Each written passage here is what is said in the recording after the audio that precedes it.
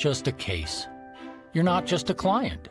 You're a person, and you deserve support. You deserve simplicity.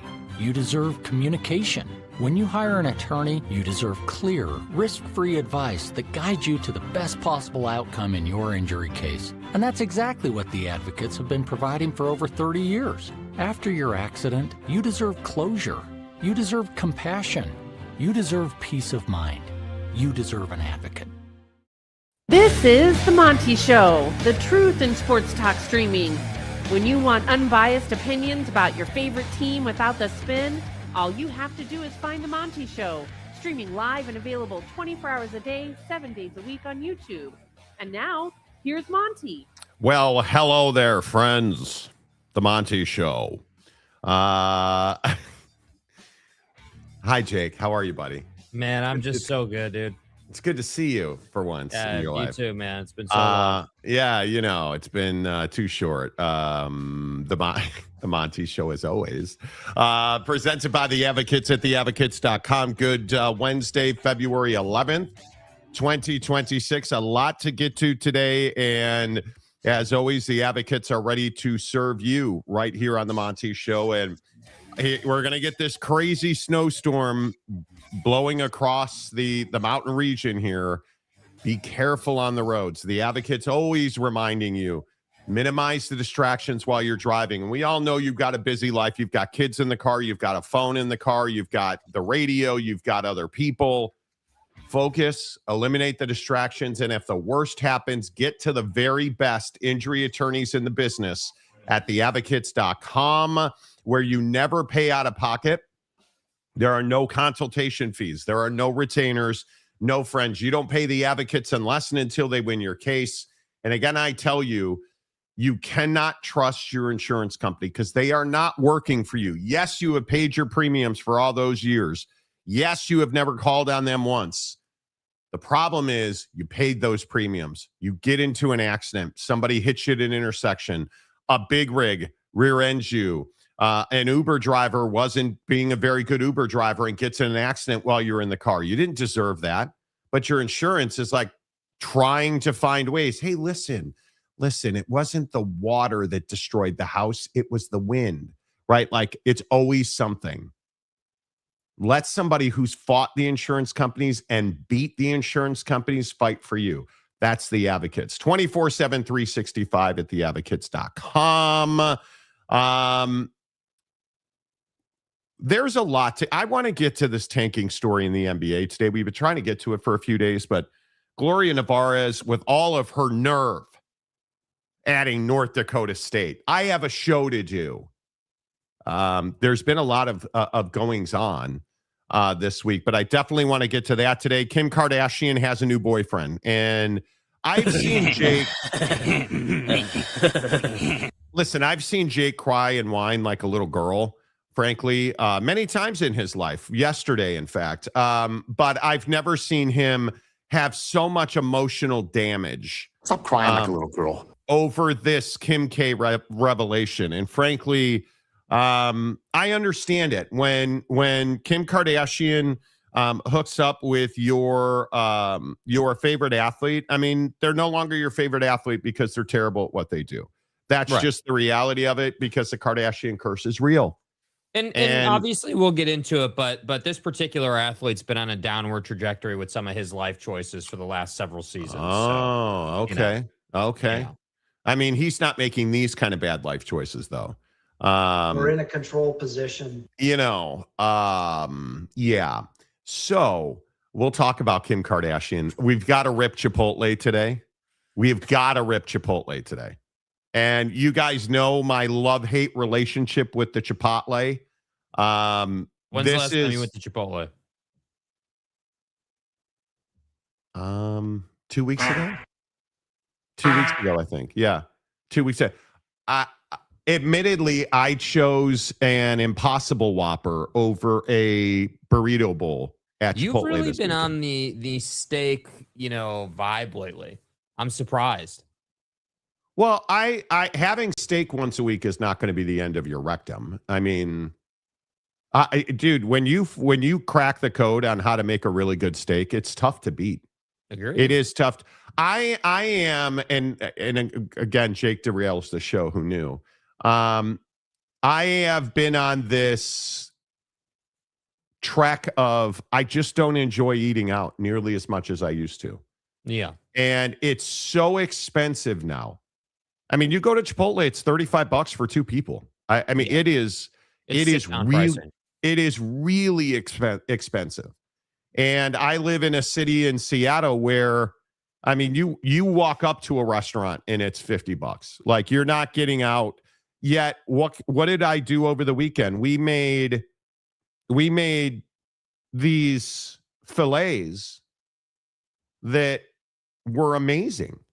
Salt, pepper, rub them in olive oil, salt, pepper, throw them in the refrigerator for 2 hours to let them kind of cure.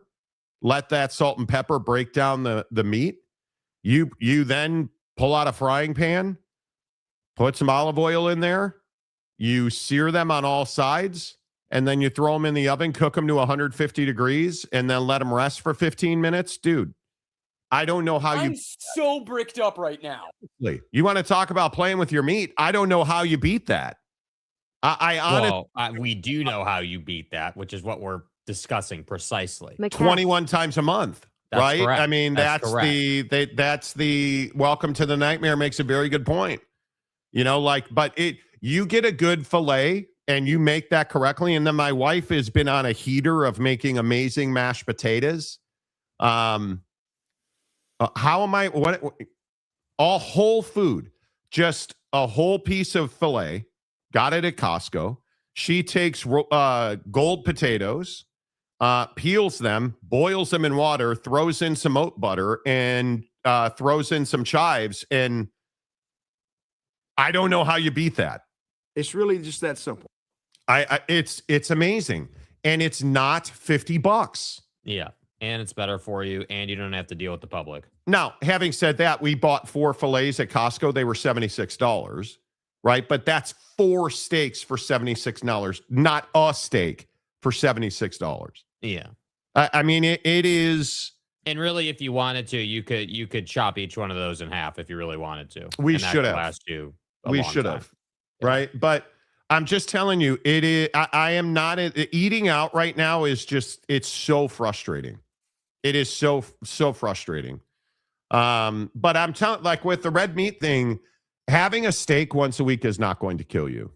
I mean, what did I eat yesterday? I had 2 pieces of Dave's Killer Bread with almond butter on it for breakfast. I had a protein bar. What did I have for lunch yesterday? Oh, Costco pot pie and more of my wife's mashed potatoes. And then for dinner, I had a protein bar and grapes. I had a handful of red grapes. And it's amazing. It's amazing. And I'll be honest with you, I am so unbelievably sore right now from working out. I did a good chest workout on Monday night, and I'm over here unable to function. So, you know, Get your lazy ass in the gym. I need the extra protein, but I love good food. The problem is, like, this is Valentine's Day weekend, right?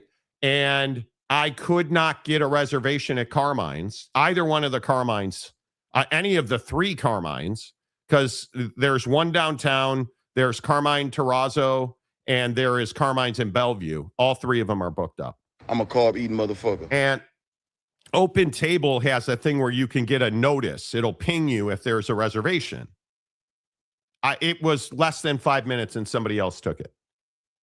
Like, it's really difficult to get reservations. And Carmine's is probably my favorite restaurant that I've been to so far in Seattle.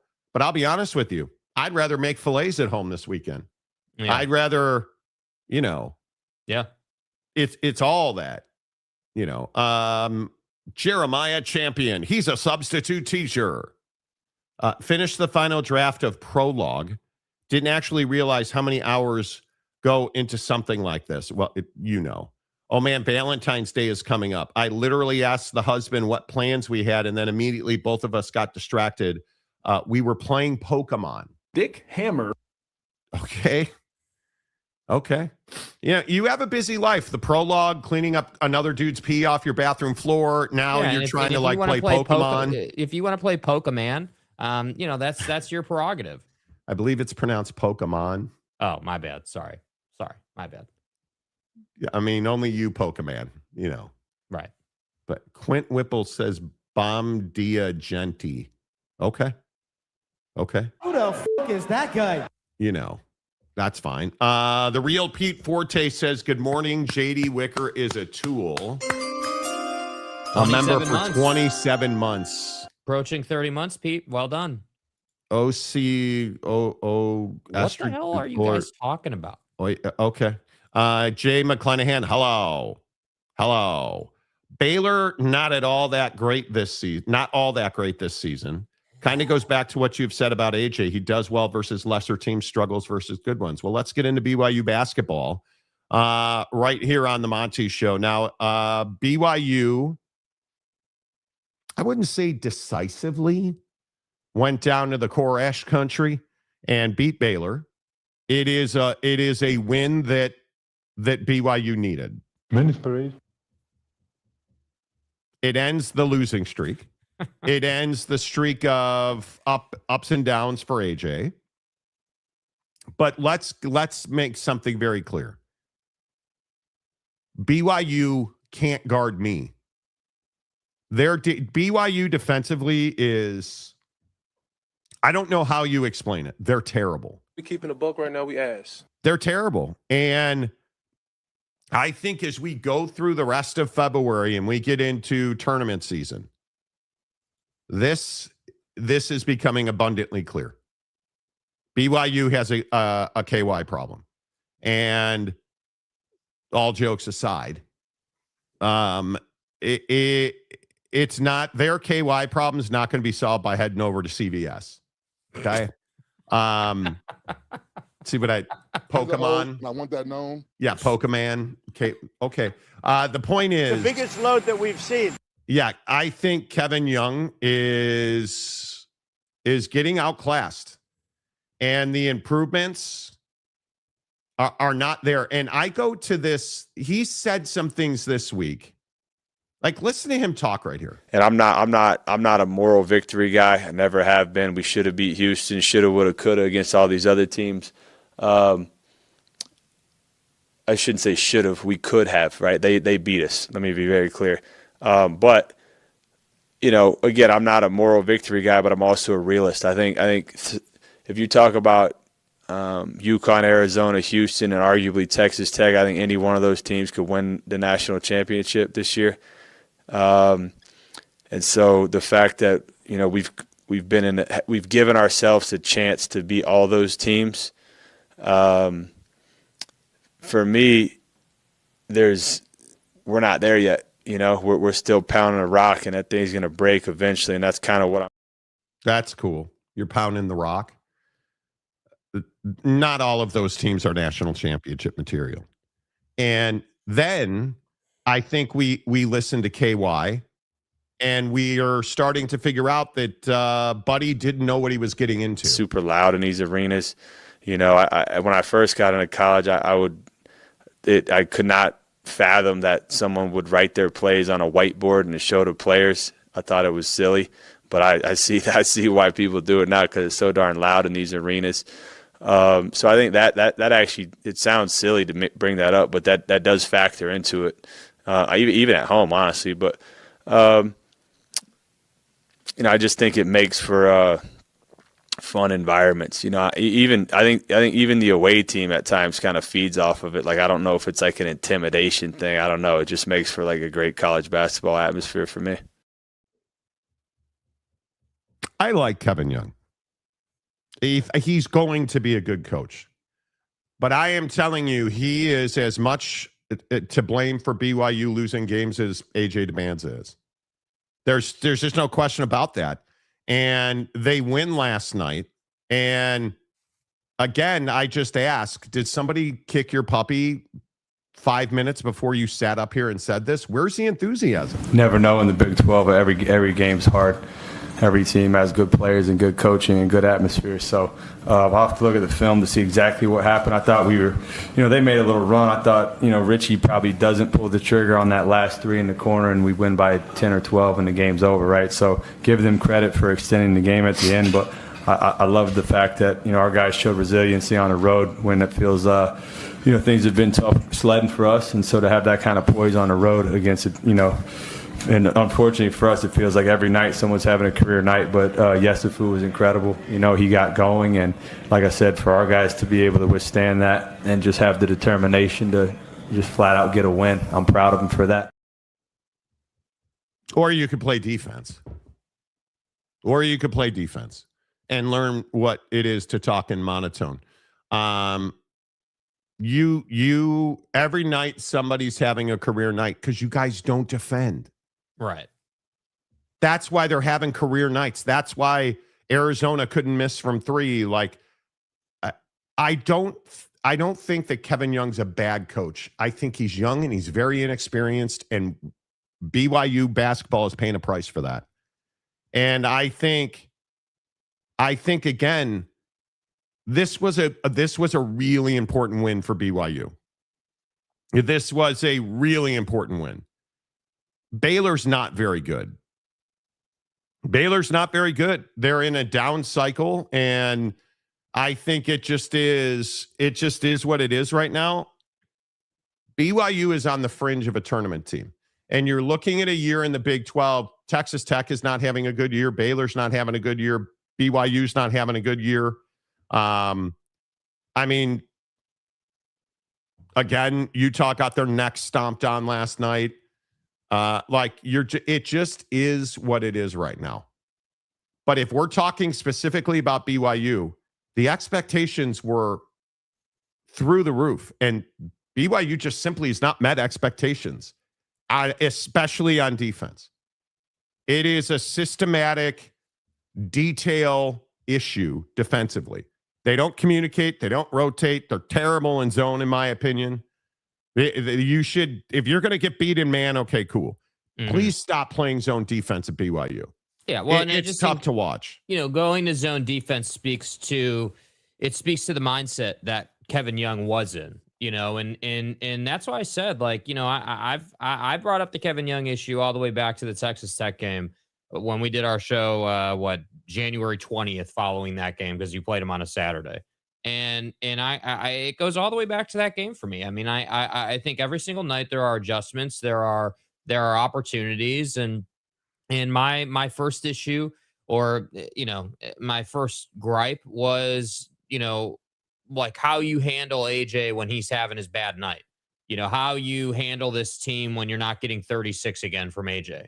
And I see everyone on Twitter talking about, well, AJ's a top 2 pick. This kid's incredible, man. What a great player. And yeah, he's a phenomenal talent. Like I've said all season long, the guy's got a great build. He's clearly got a game that translates to the NBA, but that doesn't mean that you're a great team. And the great teams are defined by what they do on their off nights, not on what they do versus teams like Baylor who aren't having a great year in a game that you had to have that got a lot closer than it should have got.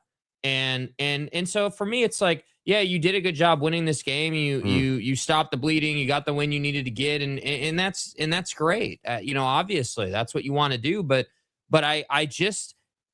my main issue with this squad, whether it's Kevin Young or AJ Dybantsa or anyone else on that team, is the mentality piece. It is what plagues this basketball team, and it is why they are not good defensively. It is the core issue of great defensive teams play with a chip on their shoulder. They are looking to suffocate you defensively and generate their offense off of that. This team does not do that. This team tries to get cute defensively and winds up fouling way too much and winds up putting the opposition at the line way too much. And then they go down on offense and try to make up for that lack of intensity defensively. And that's why you see a lot of up and down performances out of AJ Dybantsa and this team, because depending on the situation that they're in, defenses don't have to play tough defense against him. Correct. Right? Like if he's not shooting well, you're not going to play tight defense against AJ Dybantsa. You're going to sag off of him, and you're going to take everybody else away and let him keep shooting what he's shooting, and that's why I say, like, it's not to say that they suck, because they don't suck. They're a solid team, but I would agree that this team is nowhere near what the preseason hype had them being. This team is nowhere near an Elite Eight team or like a deep tournament run team. Like, they're gonna have to, in my opinion, if you want to take this team and you want to go on a deep run, you need to change the messaging. Stop talking like it drives me nuts that young head coaches talk about all these different factors, arena noise and fans, and like, we never got to the Oklahoma State F the Mormons thing. This is not the first time we've heard this happen. That doesn't make it right, but it's not the first time this has happened. And as BYU's head coach, you need to expect that that's going to happen to you, and you need to be able to handle that and show up and lead your guys through that to try to get a victory. Yes. Not give up 99 to Oklahoma State because you guys just couldn't show up and it just wasn't your best performance that night. That's my problem with this team, is I just think it's a mentality intangible thing that bleeds into the X's and O's that winds up costing you games that, frankly, you should win. Like, you should have beaten Oklahoma State. You should have been in that Texas Tech game way more than you were. Like the Kansas game, dude. Like, bro, what was the Kansas game? The Kansas game was they came out and punched you in the mouth and let off the gas, and you got back in it, and then they put you away. Like, that's my main thing. And I think that Kevin Young 3 years from now is probably going to be a prolific college basketball coach with his ability to recruit and the lessons he's learning this year. And when he finally gets a team that doesn't have a star on it, but has a bunch of just really solid players that he's got to get to work together, that's when you're going to see Kevin Young excel. But I as soon as the Texas Tech thing had happened several weeks ago, I was like, yeah, maybe this team isn't quite, who we thought they were. Yeah, it's interesting. We'll see. I don't pretend to be I don't pretend to be the biggest BYU basketball fan. Hell, bro, my heels got boot stomped last night. So but I think it's very interesting. AJ actually played well. BYU won this game because AJ played well and they dominated in the paint because they couldn't hit water from a boat from three. I think they shot 16% from three last night. Like, they won this game because they dominated the paint. And I think it is, I think it's one of those things where you have to find a way. You have to find a way to get AJ Dybantsa going every single night. And I'm really hoping, and this to my point, and I know, what time is it? It's 5 a.m, so we're very early to be deep thinking. The victory has already been won. What I would tell you is, when AJ attacks, this is a much better team. Everybody else gets theirs. Everybody else gets going at a much, higher clip. So I think that AJ Dybantsa has to be the motor of this team. And a lot of times he's not. And I think that, you look at people like Rob Wright last night with 30 points. Obviously, this was a mission game for Rob Wright. Mm-hmm. Right? I don't think there's any doubt about it. AJ talked about that after the game. Came in because I wanted to get Rob to win. Just like we got, the win for Cable and Richie down there in Utah and at home. It was kind of just the same thing, coming with a little extra oomph when, guys coming from old schools, but. And I appreciate that. I really do appreciate that. Mm-hmm. And I think AJ is a really good teammate. Just for the record, like, it's clear that his guys like him. He likes playing for this team. Like, it's not that they have issues that way. It's just for me. I just, Dybantsa is very young, right? Like, I don't even disagree that the guy's going to go top 3 in the NBA draft. I don't disagree with that. Should he stay and develop? Do I think, is that what I would do if I were him? It's hard to say. I mean, I think the money quotient is a powerful thing, man, and I think that most guys who are at AJ's level in their development, where they're able to drop 36 in a college basketball game on a semi-regular basis, probably want the NBA lifestyle and probably willing to take a flyer and say, hey, I can go and develop at the NBA level. Okay, I get that. Yes.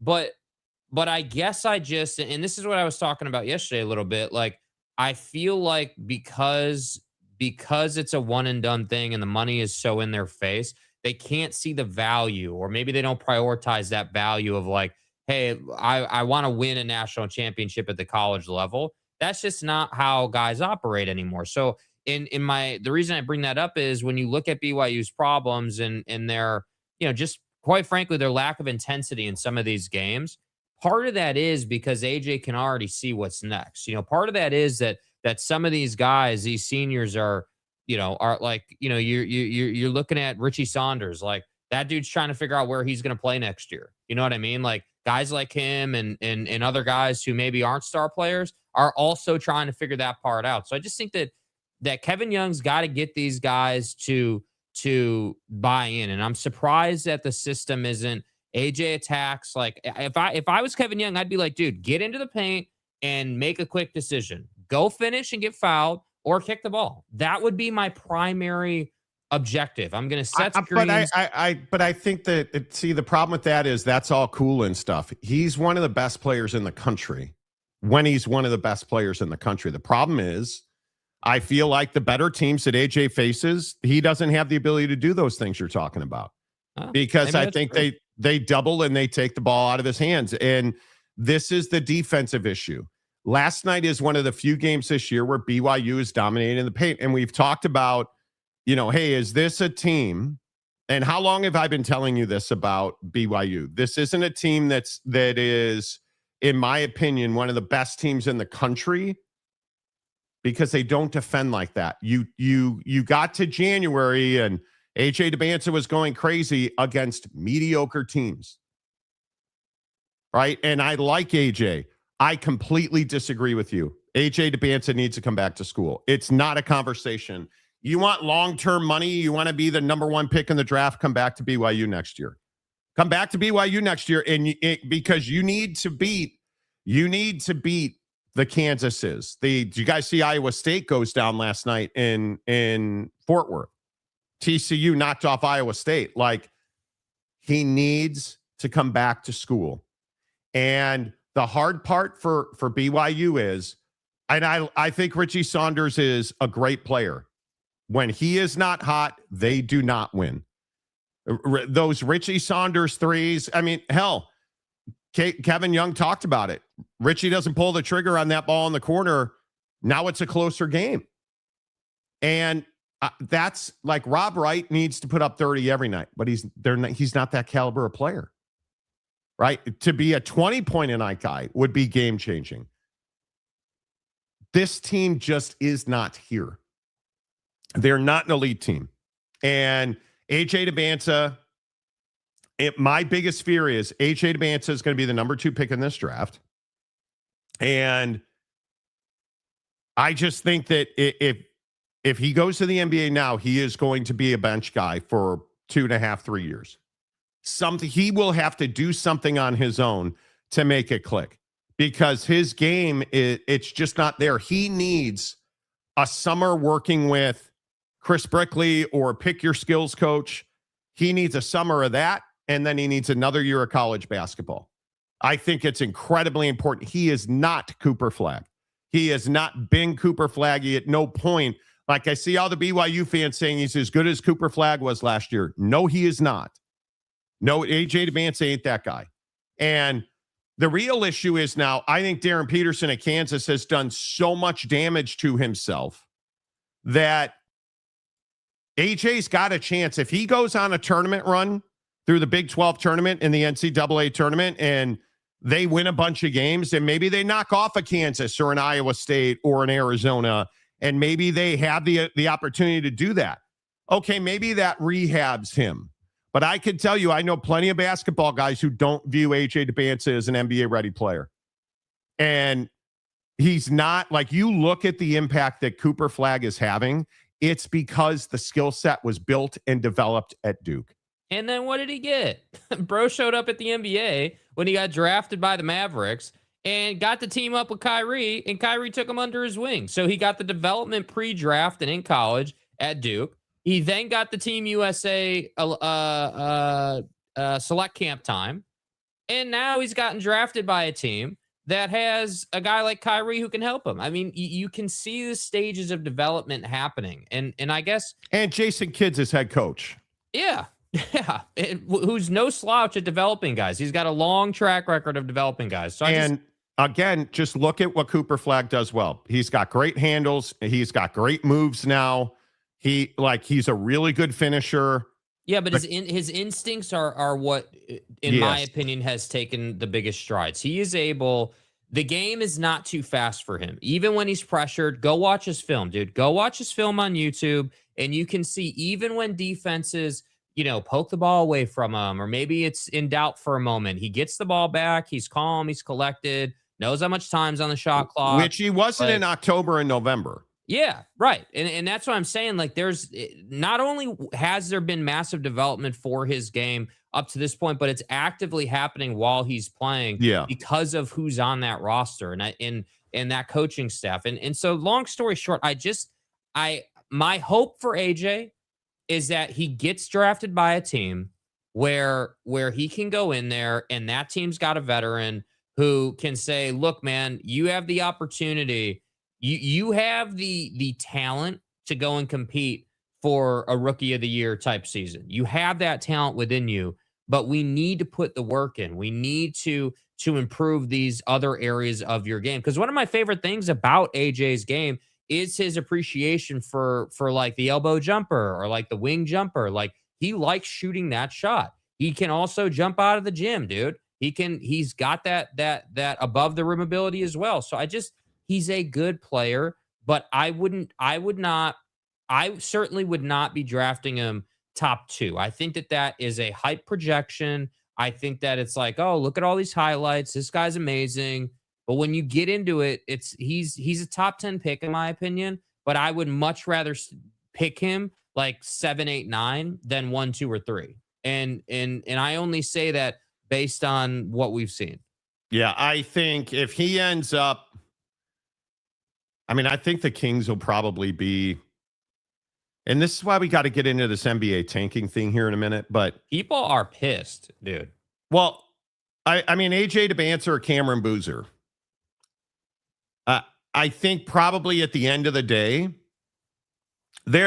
Cameron Boozer's numbers are significantly better than AJ's, and he's doing it at Duke. I just think I'm probably going Cameron Boozer. The guy that I think is the biggest question is Kingston Flemings. Like, I think AJ has a much larger upside than Kingston Flemings. Mm-hmm. And I don't know. I look at a guy like I don't even know who would be close. Which is also helping AJ. Nate Ament, Tennessee. Another guy, I just look at some of these other dudes. I don't think this is a terribly deep draft. I think this comes down to Boozer, Dybantsa. I think Darren Peterson is going number 1. Mm-hmm. I don't think there's any doubt about. I don't even know how he wouldn't go number 1 at this point. Mm-hmm. He is so dominant, and I just think that if he's going to shoot 40% from 3 the rest of the year, that's the most appealing thing, I think, and he's a great finisher. But yeah, I don't know. Yeah. Dick Hammer, good morning to you, sir. Always a pleasure to see you. And I go back to this Giggity comment because I think that's probably true. If he comes back to college, does he stay at BYU? Well, that's not a given anymore. That's not a given anymore. I would think he would, because their recruiting class next year is freaking phenomenal. Yeah, but that's not an AJ problem. That's a BYU problem. No, I think if AJ comes back to college, he wouldn't leave BYU. There's no math that says he would leave BYU. Mm-hmm. They have the money. The recruiting class is really strong, so they're going to be better. I just don't know why you wouldn't. Yes, Brett Yormark is making everybody's telling me it's a Big 12 basketball announcement. So we'll see what it is. I'm pretty sure I know what it is, but I'm happy TCU pulled off that upset. Go Frogs. Well, as a TCU fan, I would think you would be. Why are you commenting this comment from your Chaplin account? Like, why wouldn't you do this on your TCU account? Jake. He's Pastor James White. His life's work is... Fuck you. Fuck you. You suck. That's not very nice, Jake. Wow. In God's name, image, and likeness. Curious what Dybantsa NIL would be if he comes back. He'd probably be mid 7 figures. Easy. A lot. I mean, I don't have any doubt about that. At least Dybantsa plays. No, I don't disagree with you. Listen, I'm not sitting here telling you AJ Dybantsa is a bad basketball player. I am not saying that. What I am telling you is he's not ready to be the number 1 pick in the NBA draft. Yeah. He's not ready to step into it. The problem for AJ Dybantsa versus Darren Peterson can play in the NBA today right now. He's got the skills. He's got the handle. He's got the shot. He's got the finishing package. Just ask Jake, who knows all about finishing packages. Like he's got, he can really put it in the hole, and KY just hasn't helped AJ do that yet. Your third leg was just phenomenal. Nothing? Okay. Bro, no appreciation for the third leg drop that I just casually rolled in here with yesterday. Like, nobody in the comment section. Oh, boy. Nobody. Oh, boy. Here we go with Jake versus James White. Jake, you a little crabby today? No, not any more crabby than I was on Monday when I absolutely flamed the Super Bowl. So, I mean, come on. Yeah, I hate when my finger slips too. Brutal. Jake's going to HE double hockey sticks for treating Pastor James White this badly. I mean, it's probably going to happen. This is just a really sad state of affairs. And also, congratulations to Jake. Jake had a very monumental moment yesterday, you guys. I almost forgot to bring this up. I'm proud of my little boy. He recorded his first cameo yesterday. You fucking donkey. He recorded his first. We got our first cameo yesterday. Cameos, dude, I did it. $10. Yeah, it's bro. $10. Jake sent a happy birthday wish to Maury Alvarez. Unsurprisingly, is our first cameo. Yep. And Jake sent the cameo video yesterday and wishing little Camilla a happy birthday. Yes. She's going to be 37 apparently in next December. Camilla's 10th birthday is coming up, so just really good times. Yeah. I mean, listen, dude, let's go, bro. Let's go. I mean, really good times. Grind. Get on the Cameo grind, man. Happy to do it. Yeah. Find us on Cameo. It was actually really fun to see that. So our cameos are only $10.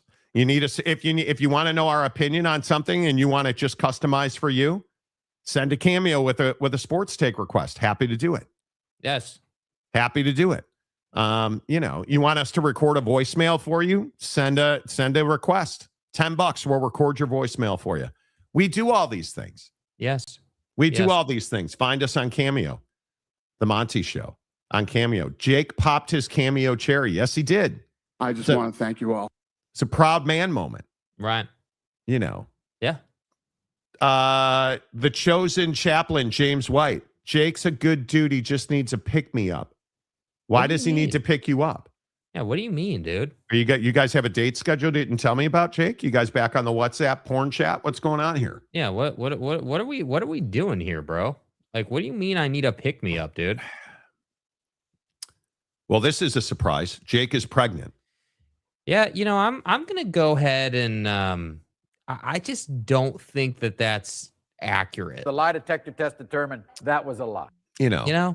We need a Pastor James White cameo where we can request blessings for our teams so they can win. I don't disagree with that. Cameo's been fun. Honestly, Cameo, we've had some fun with it now. You so are not the father. get on the Cameo app, send us a request, $10. You need me to make a video for you to send to a girl telling her you're not the father. I'm happy to do it, dude. Just $10. That's it. It's that easy. Matt Muldoon, is James telling Jake he needs a bump? Yeah, does Jake need to do a rail on the toilet seat, or what are we talking about? Stupid ass question. You look tired, Jake. Bro, you get up at 3:45 and see what it does to you. Yeah, I mean, dude, you have no idea, bro. You have no idea, dude. Let me preface this too. Get up at 3:45 and then be productive at 5 a.m. and then come back to me and tell me that you don't look tired. That's bro. what I'm saying. Like get up at 3:45, be productive at 5, then go and kick the absolute hell out of everybody in your job for 8 hours a day or whatever. And then tell me you don't look tired, dude. And then, by the way, get back on the grind right about 7 o'clock so that you can get back up at 3:45 again. Oh, by the way. Like, come on, dude. Yeah. Which is, listen, it's totally fine. I think it is. I think it's one of those things where, I feel like we as U.S. Americans, Marcus is telling me Twitter is doing something funny. Your video is not on your timeline. I had to go and click the live button on your profile. If I don't have enough hours in the day to figure out what the old X machine is doing. I really don't. I have no idea. Speaking of Twitter machinations, did you see yesterday Greg Wrubell out himself as a pro MAGA person and get absolutely flamed for it? No, what happened? So did he really? Well, he didn't explicitly say he was, but he had a take on the I can't remember what sport the Olympian was a part of. I can't remember. But you had an Olympian talking about that it was more difficult to represent the country right now based on what had gone on in Minnesota and like just some of the issues that we were facing as a country.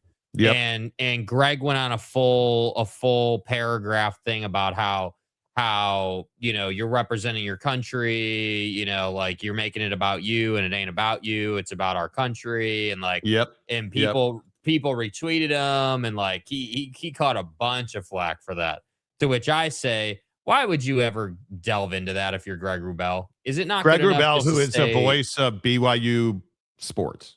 Yeah, and very good at what he does, by the way. Excellent. One of the best in the country. Yeah. I'm a huge Greg Wrubell guy.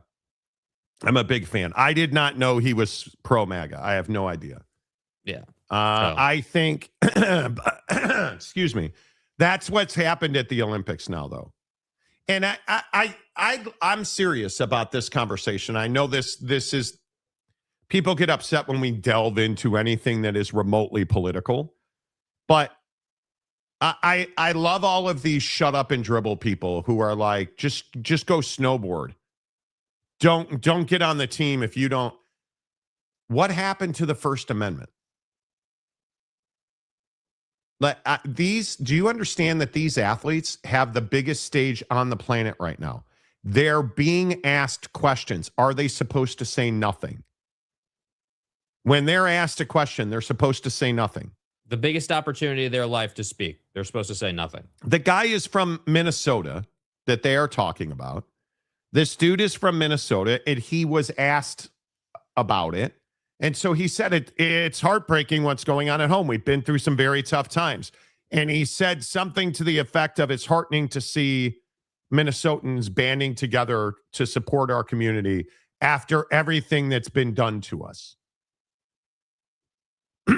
And excuse me. So, of course, that pissed a bunch of people off.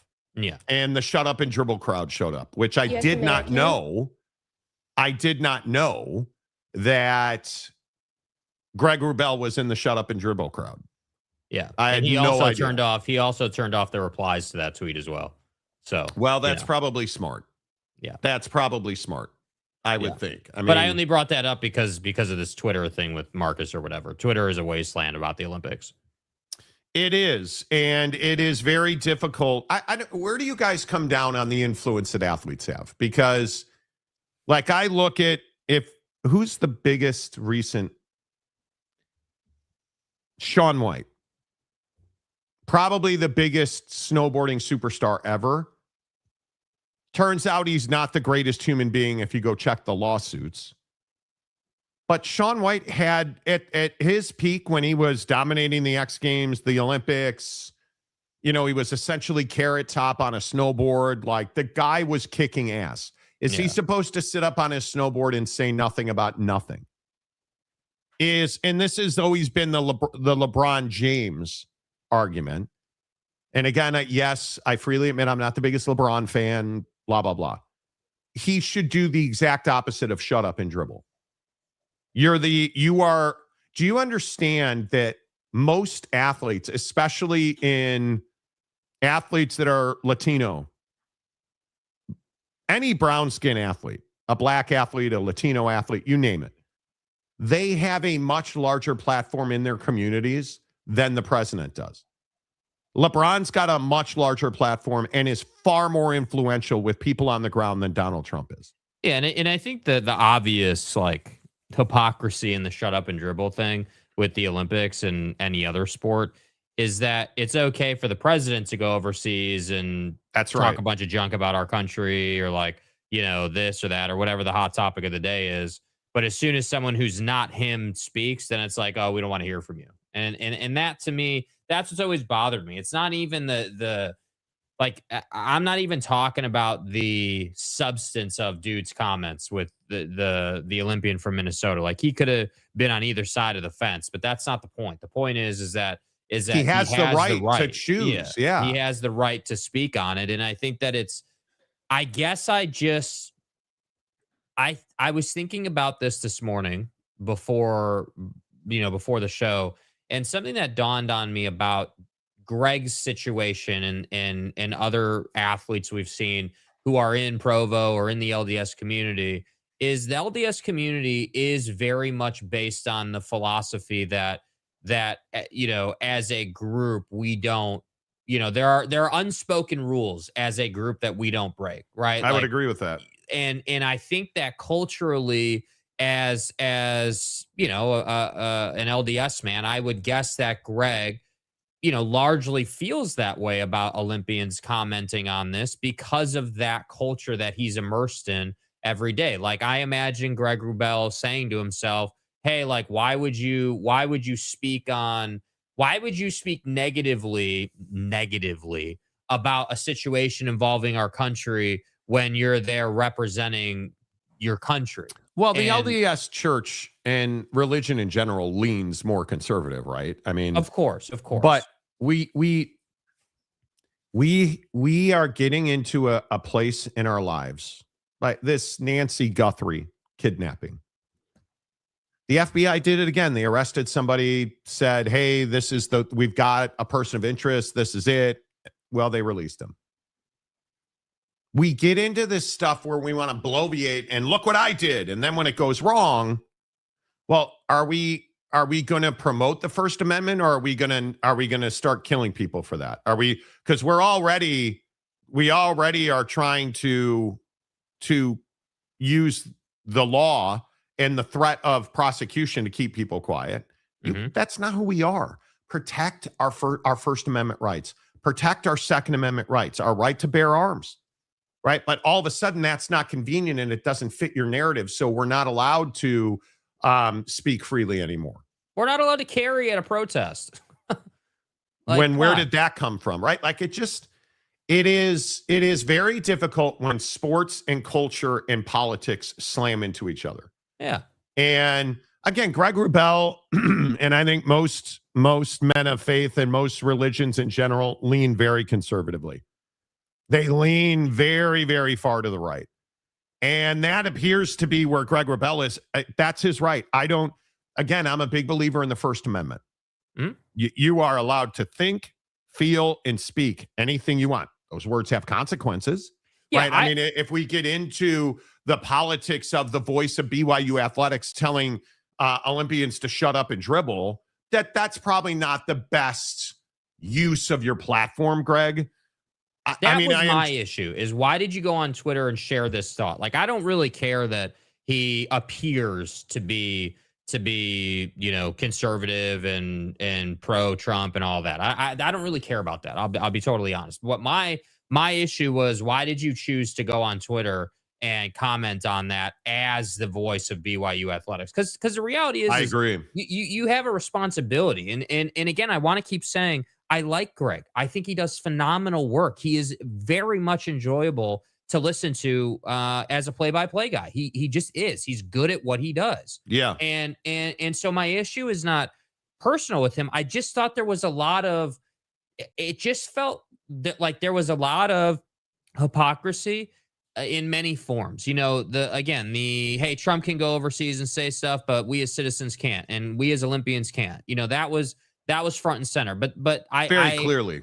But then it was like, well, hold on, Greg. If you're of the LDS faith and you're so pro community and pro all the things that LDS pushes forward, why are we hating on someone for speaking truths about how they feel? That's not, last time I checked, that wasn't like, most LDS athletes will tell you that it's part of the community to talk about your struggles. You don't talk about it publicly, but privately you talk about it. So I don't know. I just thought it was kind of poor form out of the voice of BYU athletics. But I think it's because we've lost focus in this country. Everything is very blurry right now. Mm-hmm. And I will just continue to tell you, and I don't care if you're what athlete you are, you have a platform. You have a following. We talk to millions of people a month on this show. Millions of people a month watch our videos. Globally. It is irresponsible when you have that kind of platform. It is irresponsible not to speak up, not to call out the wrongs. And I think it is very difficult when we start telling people to shut up and dribble, when they are the most powerful voices in the world. Can you imagine somebody like Lionel Messi talking about protecting First Amendment rights? Taylor Swift. Why do you think Taylor Swift is so reticent to talk about politics? Yeah. Well, one, it's bad for business. It is bad for record sales. There's no question about that. But number two, because what she says sways. Like, this is Oprah's favorite things. Remember all that bullshit where she would tell you to go buy now here's my Oprah's favorite condom, and sex was had by everybody wearing that condom, right? Like she just was selling stuff left and right. If Taylor Swift says Donald Trump is terrible for our country, vote for Jimmy Jack. Do you know how much sway Taylor Swift has? And I don't care if you agree or not. It is why she has been so careful to wade into the political pool. And she has commented on it, but very, very small amounts and in very particular time and spaces. And it's not something you see her doing all the time. She's not like Rage Against the Machine and Tom Morello. That's their brand, bro. Yeah. That's who they are. Green Day at the Super Bowl. Green Day at the Super Bowl. That's who Green Day is. That's not who Taylor Swift is. LeBron James, Michael Jordan was the same way. Michael Jordan, Tiger Woods. Now, he's banging one of the Trump girls. So go play intramurals, brother. I'm going to go ahead and say he's waded into the political pool, if you will. But Tiger Woods famously does not talk politics because it's bad for business. But here's the thing. We need people like LeBron and Tiger Woods, and we need the most influential people to talk about protecting the First Amendment, protecting the Second Amendment, protecting your right to express yourself in any way, shape, or form that you desire. That's the bedrock of American freedom. Well, at least until recently, where we've been arresting people and prosecuting people from all walks of life for things that they've said. Like it's just not who we are. right? And we insult LeBron and we'll have Laura Ingraham tell him to shut up and dribble because he's talking about the president. It's the wrong thing to do. Yeah. It's the wrong thing to do. I promise you, trying to squelch these Olympians and saying, if you don't like it, don't represent them. They would be irresponsible for not answering that question. Yeah, I mean, isn't talking about it, representing the country in the very like foundation of our country, like them talking about it exercises those rights and is like everything we stand for as a country, or at one point did. Like, But it's shit like this. La China.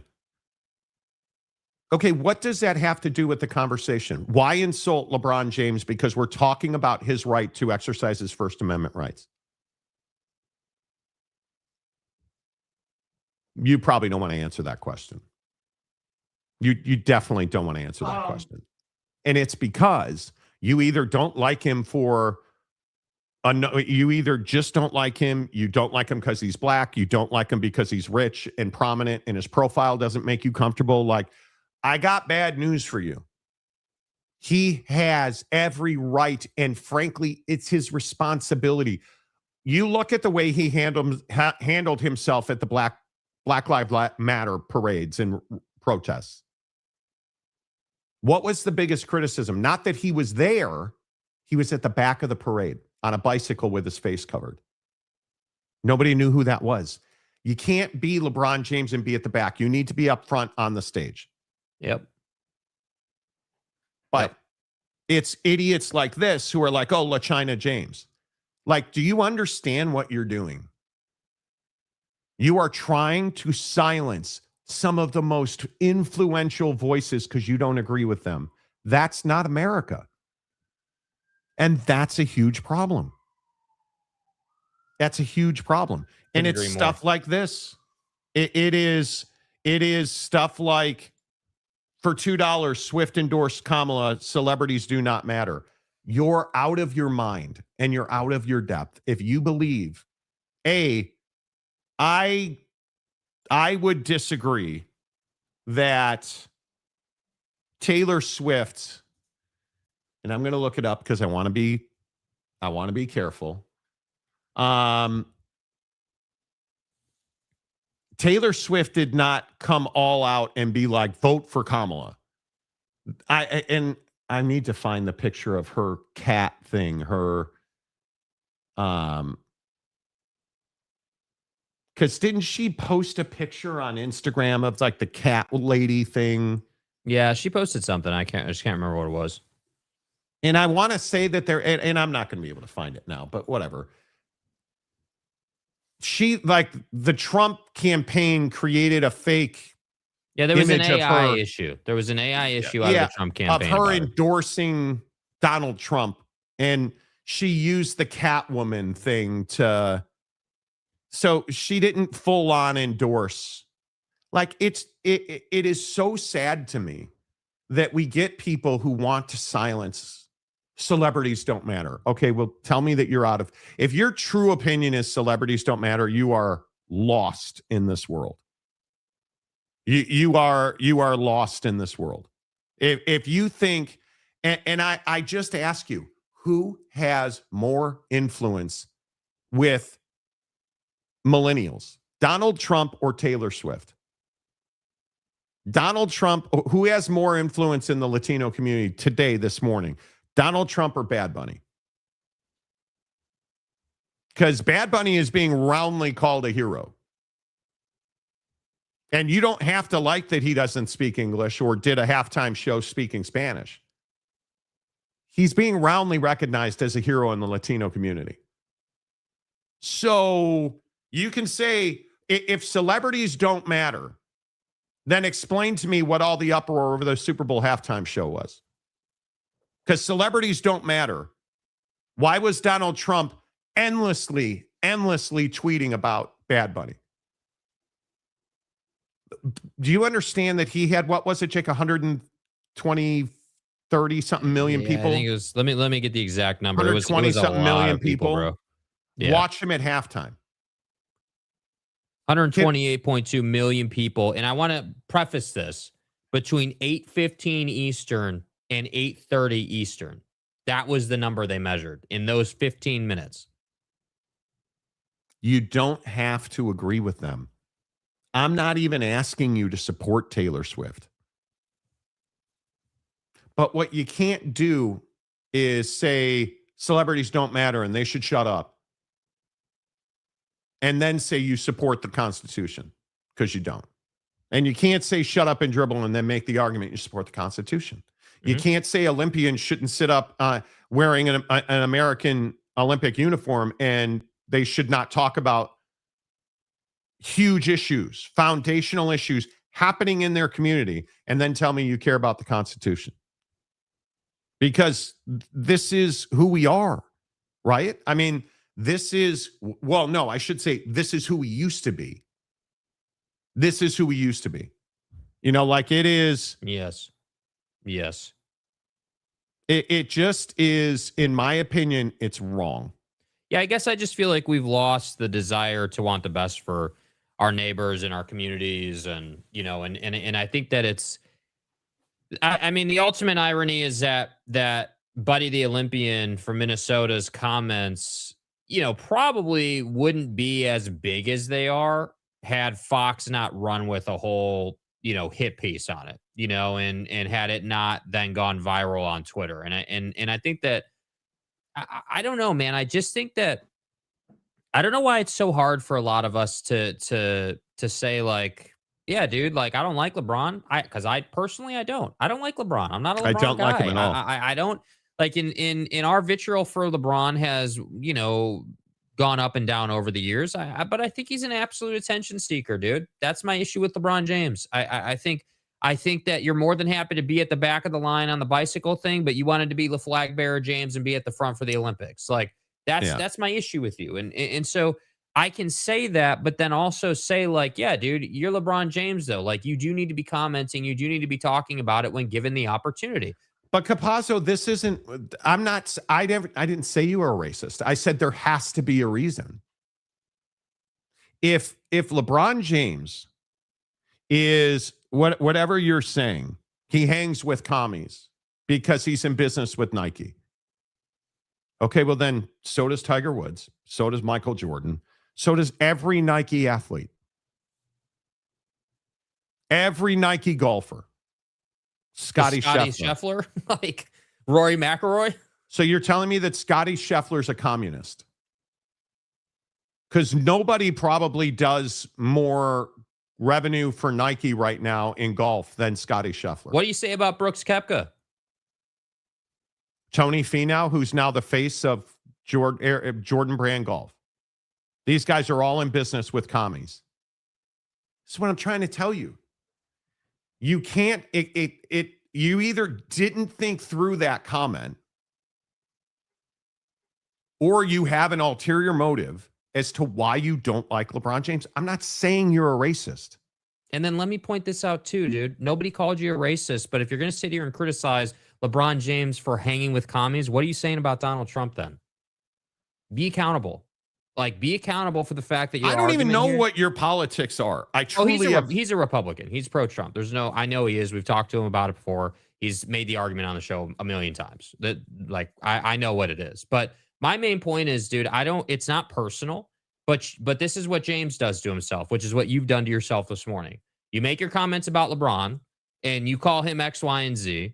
And then it forces me to be like, well, hey, dude, if LeBron is that, then yeah, what is Scotty? What is Donald Trump? What is Brooks Koepka? Like, hell, what are all the Olympians? Like, what is every Nike athlete? So what, are we commies because I love Scotty Scheffler's shoe and I love Nike products? Like, this is what we've done to ourselves. Yeah. Do you see what we've done to ourselves? We can't have logical conversations because, again, should LeBron be in business with Adidas? I mean, that's a foreign country. Should what do you LeBron say to anti-athletes? It just does not make to go after LeBron as a communist because he's in business with Nike. It lacks foundation. It lacks understanding. It truly lacks understanding. And the only other thing I would say, just really quick on this point, do you understand how much the relationship in our country with folks overseas matters to us? Like, do you understand how many people source product from overseas and sell that product to support their families? yeah, am I a communist? Because I buy all my product from my Amazon product is from China. Like, is Donald Trump a communist? Because all of his MAGA hats, all of his MAGA t-shirts, his MAGA shoes, all of anything that pretty much that he is, the MAGA watches, that's all from China. So is Donald Trump's a communist now? That's the argument here, because he hangs out. What did Capazzo say? I have to go back and find his comment, but he hangs out with commies. He hangs with commies. So Donald Trump is a communist. Come on, bro. It lacks foundation. It lacks understanding. And no, oh my God, no, she did not. Show me where Taylor Swift said, I am voting for Kamala Harris, you should too. Who is she? You're trying to make it like she's Kid Rock, only support. Like, come on, man. Like, and by the way, let me point this out. So what? Okay, so you feel she endorsed Kamala? Great. What does that make her a bad person? Does that make I would say that, in fact, I would hope. No, what his point was, she endorsed Kamala Harris. Kamala Harris lost election. Okay. That one has nothing to do with the other. One has nothing to do with the other, in my opinion. Swift did speak out even against her parents' wishes because they were afraid. Well, there's no question. And if somebody wants to go look it up, great. I'll try to find the Catwoman post that she put up because I remember it vividly. Why did she do that? That's the thing that, yeah, Marcus sent it to me. Yes. I'll try and send this to my computer. She essentially, what she did was, and Marcus, the link to the New York Times is broken. I got it. Here it is. Like many of you, I watched the debate tonight. If you haven't already, now is a great time to do your research on the issues at hand and the stances these candidates take on the topics that matter to you most. As a voter, I make sure to watch and read everything I can about their proposed policies and plans for this country. I was made aware that AI of me falsely endorsing Donald Trump's presidential run was posted to his site. It really conjured up my fears around AI and the dangers spreading misinformation. It brought me to the conclusion that I need to be very transparent about my actual plans for this election as a voter. Like, so how did she end up with that post? Because the Trump campaign, according to Taylor Swift, created a false AI-generated graphic that showed her endorsing Donald Trump. Like, you can't go back and rewrite history, man. Taylor Swift's endorsement got hundreds of thousands of people to register to vote. Now, that is very true. Agreed. That is, and how many, and here's my point, how many celebrities use their, and it doesn't even matter. This is what we do to each other. We can't have logical, common sense based conversations about the mixture of sports and politics because people take it so personally and you get so upset. So if you're a liberal, the conservatives are wrong. If you're a conservative, the liberals are. Why can't we just have an exchange of ideas? Because that's not what we do. Nope. It's not what we do. It's really unfortunate to me. Let's just be nice to each other, guys. What happened to still respecting others' different opinions? I think that's exactly my point. We have to be able to freely speak our opinions without using hate speech, without being like calling LeBron James a communist is just so utterly lacking in foundation. Like, it's just so utterly lacking in foundation.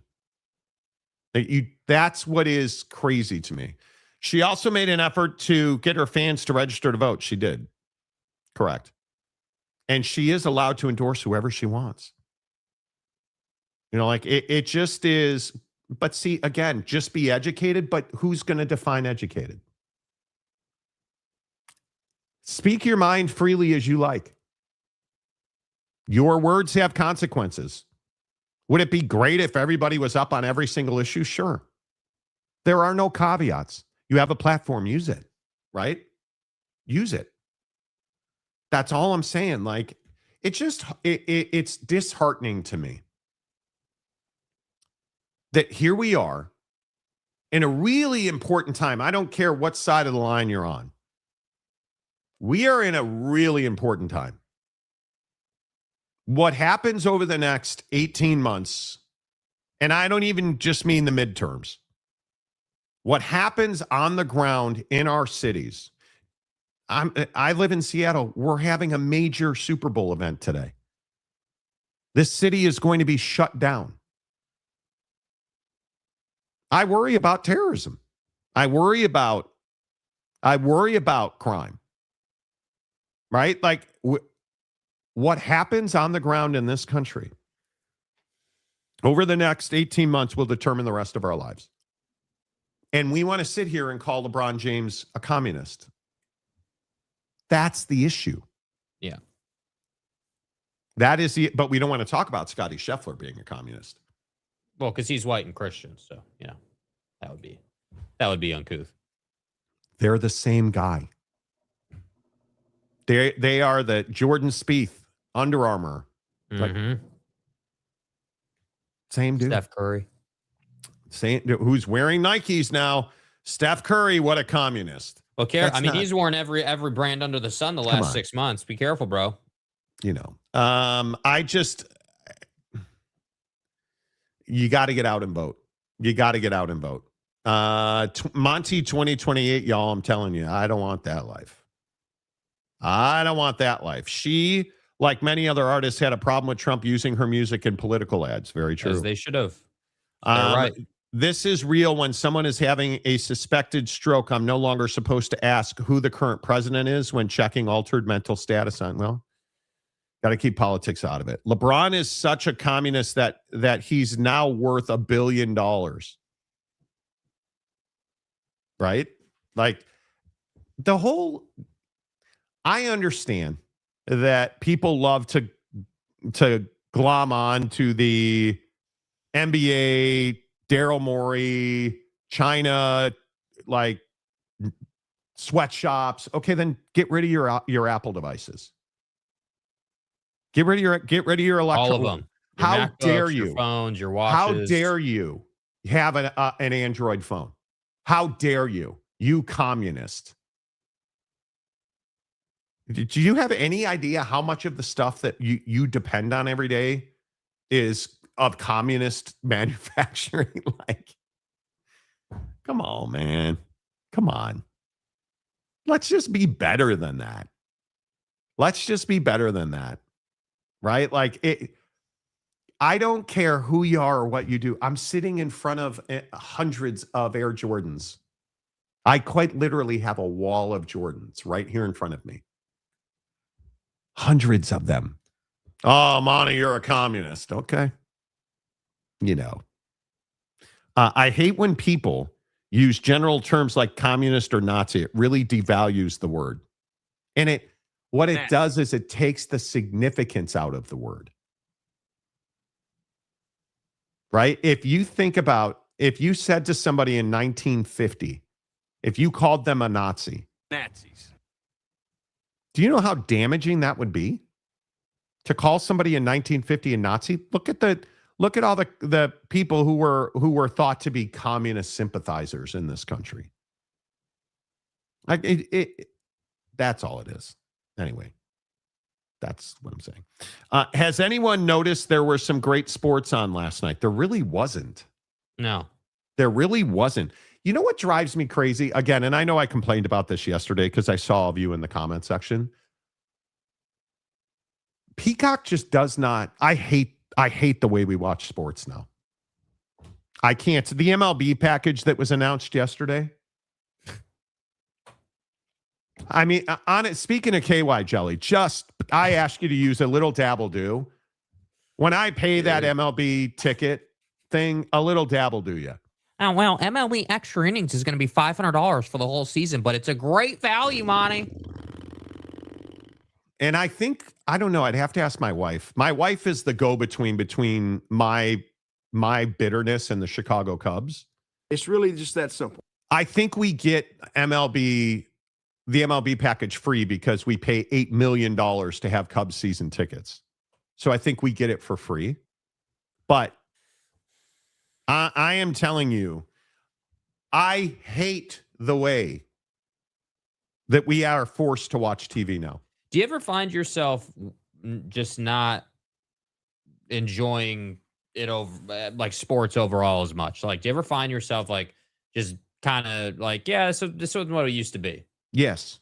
Like, not just the TV side. The TV side is like one category of the greater piece. The NBA. Like the NBA. I'm not paying attention in the NBA as much now because I can't stand the players in the game. That we have lost. Darren Peterson is pervasive in the NBA. This tanking thing with the Utah Jazz is a real problem. This is, I think, tanking is a scourge on the NBA. And the Jazz are not the only one doing it. Certainly right now, the Jazz are the poster child of tanking in the NBA because you are resting players who played 3 quarters and then they're not playing the 4th quarter, and you're doing it and you're saying, well, we won the game, Monty. It doesn't matter if you won the game.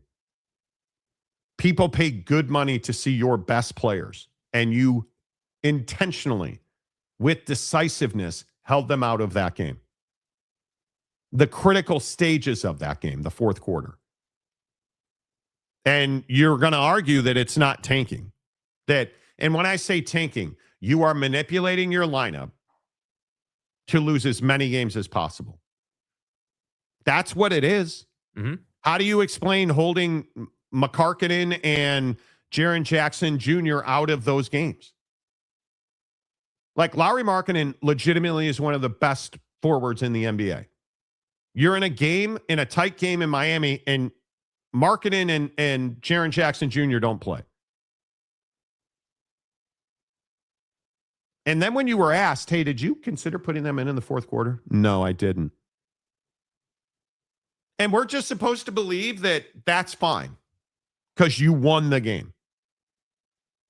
And I am all in on I think the Jazz should, if you are found to have intentionally kept healthy players off the floor, you should not be eligible to have the number 1 pick in the draft. Yeah, my issue. And I would say you should not be eligible to have a pick inside the lottery. Yeah, first of all, so there's a couple of issues with this situation with the Jazz and tanking in general. One, how is it that the Jazz have put me in a position where I once again have to talk about them not doing their damn job? Your job is to lose ball games in a way that doesn't make it obvious you're trying to lose ball games. Like, can we agree on that? Like, if you're going to tank, can we at least do it in a respectful fashion? Can we at least do it in a way where it's like, yeah, he played, but lighter minutes in the rotation. He didn't play 38 minutes, play 31 minutes. And, I took him out a little earlier. And, we just, like, you can play that game with your rotations, dude, instead of just leaving them out for the entire 4th quarter. Like, I'm not the guy that's going to sit here and make the naive argument that teams are in this current setup just, that they shouldn't tank, that they shouldn't do this. Frankly, tanking, helps you get higher into the lottery, and at least you have a chance. It doesn't guarantee you that you're going to have anything. In fact, Jazz fans were out here talking about how the league is out to get them because the Mavericks got the number 1 overall pick or whatever, and they didn't, even though the Mavericks had like a 1% chance. Well, that's what you get, dude. That's what you get for tanking. That's what you get. And this is really what the Jazz don't want to talk about. You're only tanking because you're so poor in the draft that you haven't been able to get a franchise level player that you can keep for 15 years. And then additionally, You haven't even been able to get role players that you can turn into fringe all-star players to push your team forward because you can't and won't develop guys. That's why you're tanking. Like, why have the Warriors not had to tank? Why has OKC, actually benefited from what they did? Well, because they develop guys. So they don't have to tank for 25 years in a row. That's the issue here. And I feel like everyone's just focused on the fact that they're tanking and not focused on the fact of why they're actually in the position they're in. Well, it's just you're not doing what you should be as a basketball team, man. So once again, I'm retreading the take from like 3 seasons ago that the Jazz don't draft well, they don't develop well, and they're not trying to win ball games. But yet, we should give Ryan Smith a tax break. He should get a free new building. He should be able to revitalize downtown. I should pay a tourism tax. I should do this. I should do that. All for a guy who hasn't done a damn thing for that state. All for a guy who built Qualtrics, sold Qualtrics, and now bought a team. The outdoor game is coming to Rice-Eccles Stadium. And you know what? That should be something that I should be able to sit on this show and be like, yeah, you know what? That's great, dude. Honestly, that's great. The Winter Classic in Salt Lake with that backdrop, James be damned, is going to look great. That's going to be awesome. But I'm not excited about that, dude, because the same shades of tanking with the Jazz bleed into that hockey team. They're not tanking, but they're just not spending the money they could spend to improve the team. Do you believe that fans care about tanking? I don't think Jazz fans care. And you know why? I don't think the garden variety Jazz fan cares because all Jazz fans do is they go to the game, they get their food, they drink their beer, and they go home. And they don't give a damn if you win or lose the game. The building was packed when the Jazz were terrible. That's the problem, dude. We've got guys in this comment section in our members only group like Brandon Butler and Mapes and these guys who are actually educated on basketball and it upsets them. But that's not the majority of people. The majority of people don't even know what salary cap implications are or like what a protected top 10 pick is or like they're not educated on this stuff. They're out here raising their family and living a normal life. So I just don't think Jazz fans necessarily give a damn about that. And it's rich to me that you've got like reporters from Salt Lake and I think there was one guy who like Tony Jones was talking about how Bobby Marks, and we can't play for copyright issues, but people were pissed that Bobby Marks called him out publicly on ESPN. Well, that's what you get, dude. Like, Are you really surprised? It's humiliating. I think, and you listen to, for instance, Kenyon Martin talking about the Jazz tanking and holding healthy players out of games. It's disgusting. It is a disgusting display of non-competitive natured organizations. I think it's awful for the game. I think it's awful for sports. Something has to be done, man. It's when you're making it blatantly obvious like that, the league has to step in, man. It has to be a draft pick, some fines, something has to give. Because it's no good for the fans, man. Like, if anybody is cheated, it's the fans in these situations, especially this situation. These people paying their hard-earned money to come out and see these guys play and cheer them on and root for them night in, night out, and you go out and do things like that. And there's no – so this is my thing with it as well. There is no guarantees on the other side of it. You can do all this and come out and get the 7th pick. Then what? It's disgusting. He's not wrong. No, and he's we've not. seen And the Jazz examples of that too. Yeah, the Jazz have routinely missed the first pick, and when they've had good draft picks, they've tanked. See Dante Exum. You go look at Victor Wembanyama, transformational for the Spurs. Right? You look at Cooper Flagg, transformational for the Mavs. Stephon Castle for the Spurs, transformational. Draft LeBron James for the Cavs. Yeah. Transformational, right? Like I just think it can happen. It's just rare. It's disgusting. And it is disgusting. I'm all in on that. And I think this Miami game where they benched Markkanen and Triple J for that, it's inexcusable. It is inexcusable. You look at it's Jason Tatum's in a whole different thing. Like you have injured players not playing for the year. How do you explain what's going on in Indiana?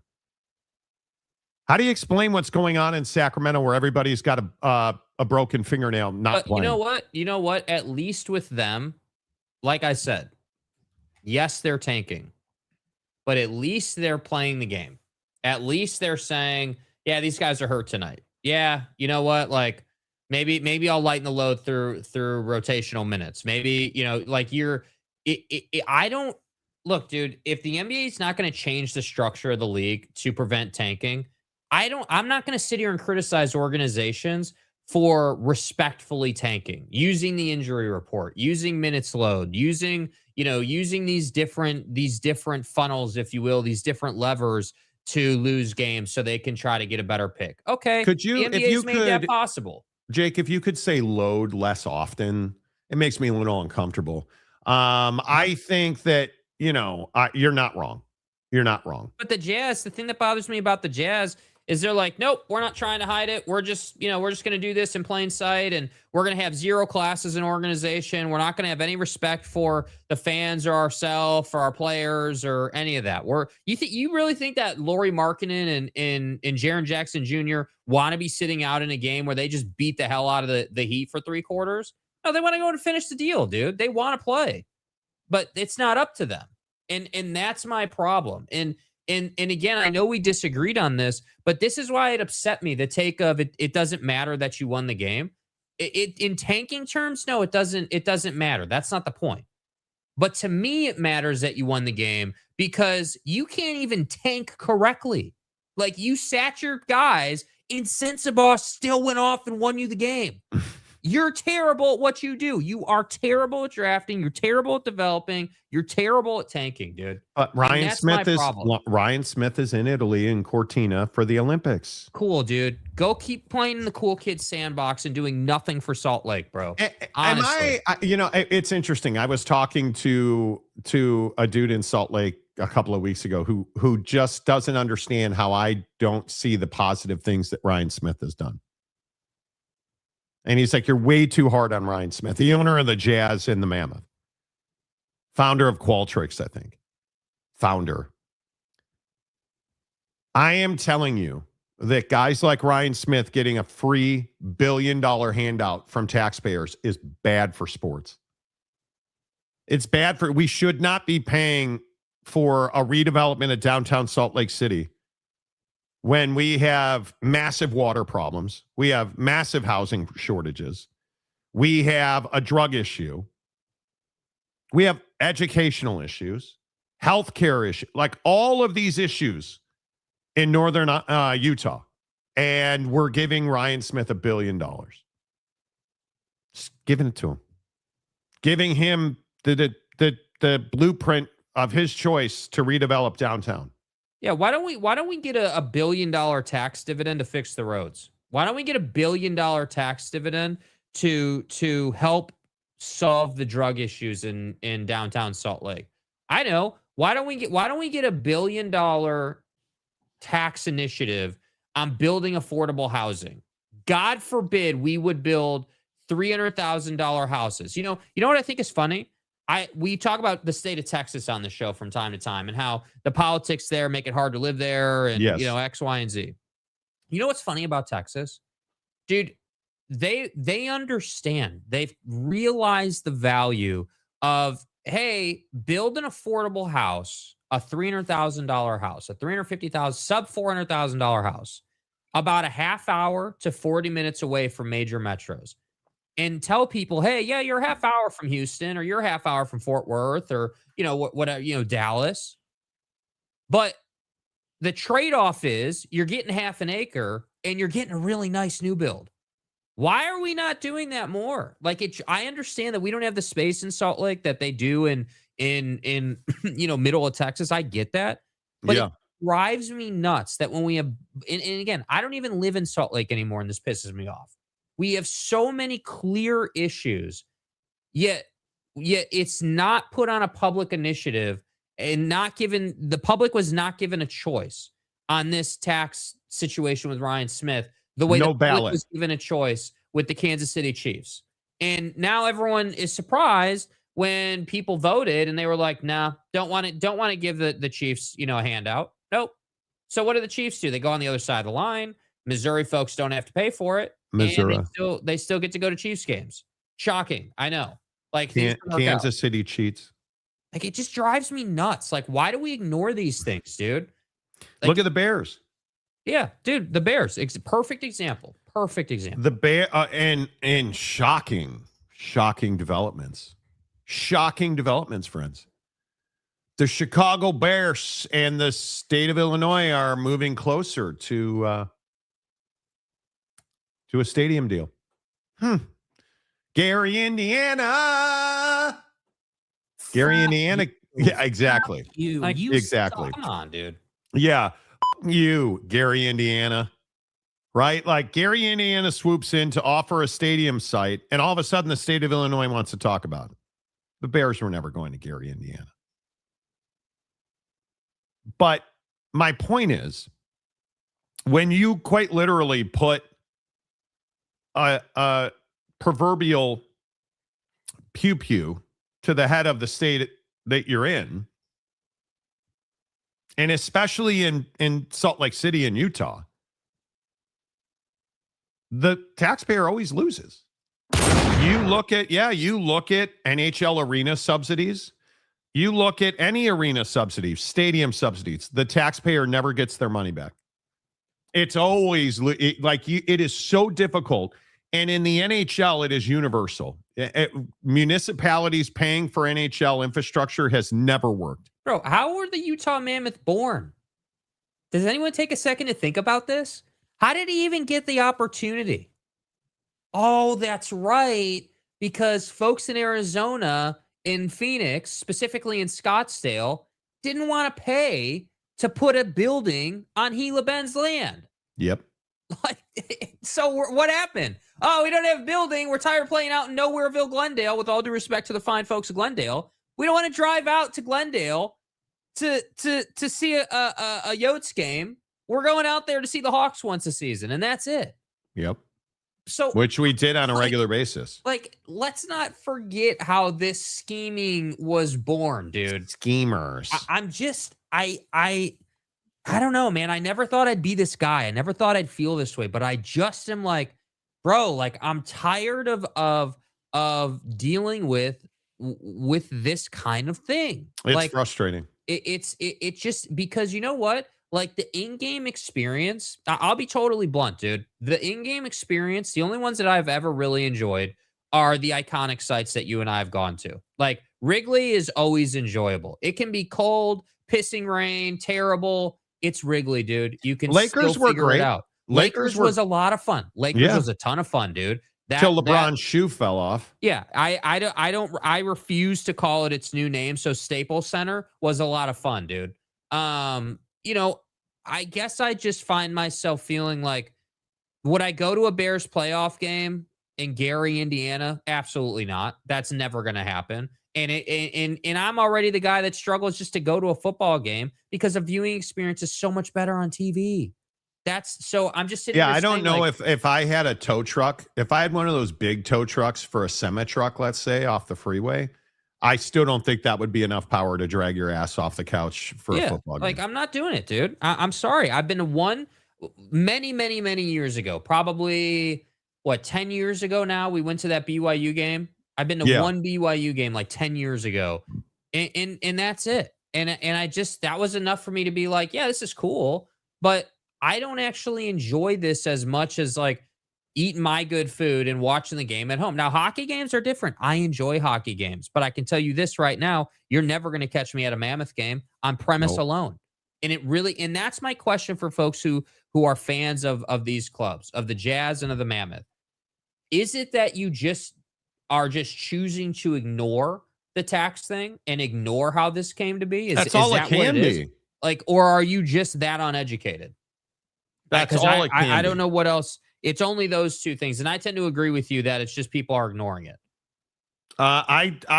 We need to check the injury report. I don't believe that Anthony Davis has a torn uterus. I could be wrong now. I mean, Soft tissue injuries. I mean, he does work out with the 49ers. So did you guys see the video that went viral? AD playing 2K as himself gets hurt in the game.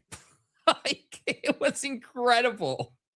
It's a video of him playing 2K, and he gets hurt playing as himself. A torn uterus. Okay. That's a new one. Rock and Rant. Hello. Boy, Mario Cristobal is talking just a load of junk. Mm-hmm.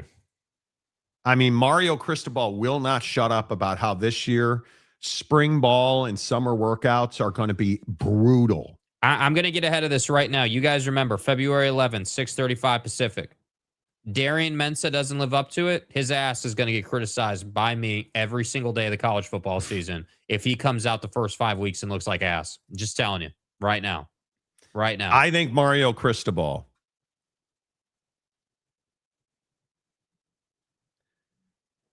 Mario's done a good job for Miami. There's no question about that. Agreed. He's got the excuses. He's got a quarterback now.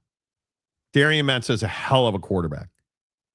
I don't know how you replace what they're going to lose on that defense because you're losing generational once in a 25-year stretch defensive talent. There are very few excuses as to why Mario shouldn't win a championship. So, wait. Well, considering Utah state government overturned voter-approved initiatives, would it have mattered if you put it on the ballot? Maybe not. It would have lost. You're not mightily. wrong.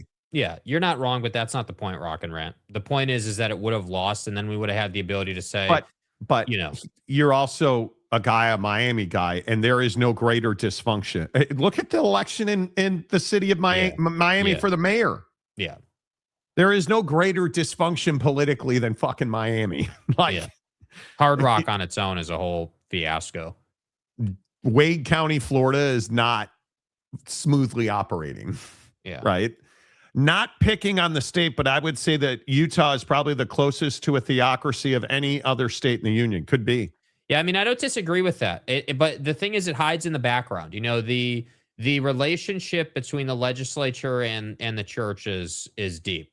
And I still contend that part of, again, we talked about Rubel earlier, but Ryan Smith, you know, part of their success is that they are put into a pipeline religiously, and there are so many people in that pipeline that they wind up all, you know, working together and pushing it forward, which on premise alone, I don't have an issue with. You know, your sphere is often what gives you the opportunity you need. But it just is so, I loved living there. I really, really despised the state of affairs from a government perspective. It really, really bothered me.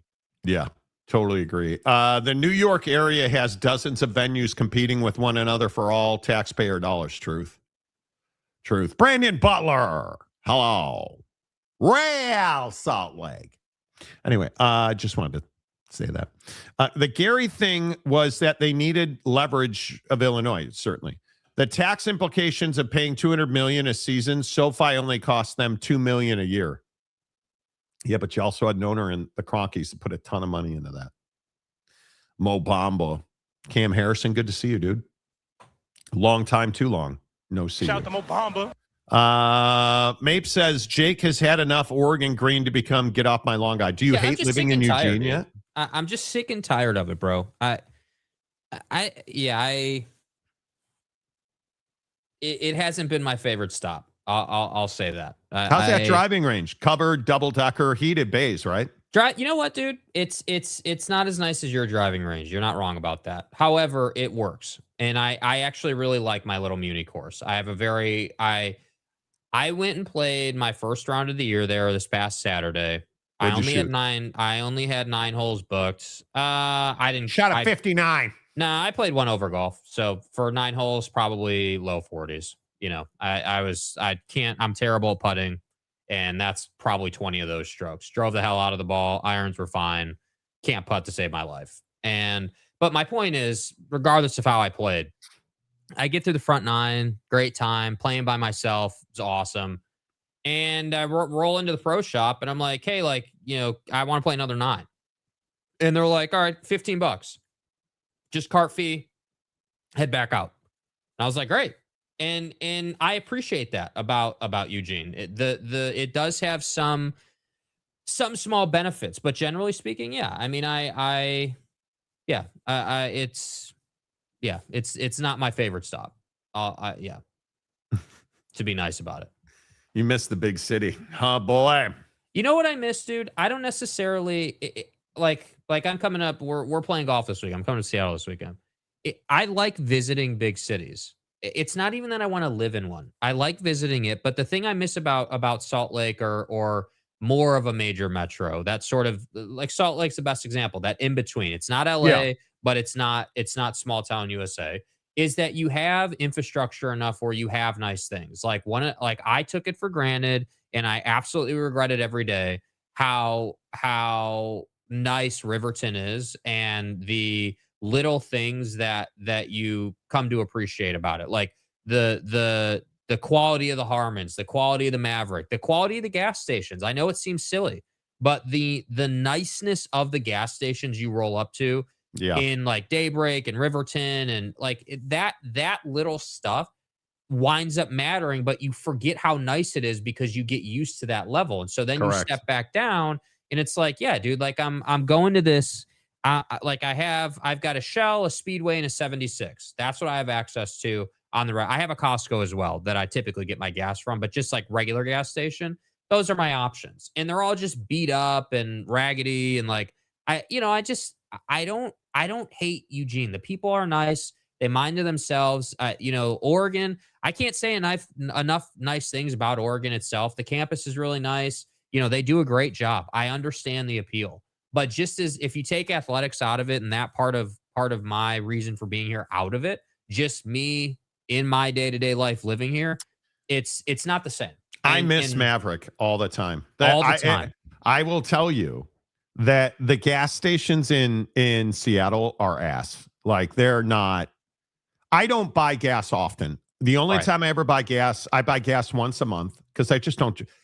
Comically, I drove 38 miles in December. Mm-hmm. My BMW tells me every month, it sends me a message in my car. Hey, here's how many you drove. And I drove 38 miles in the month of December.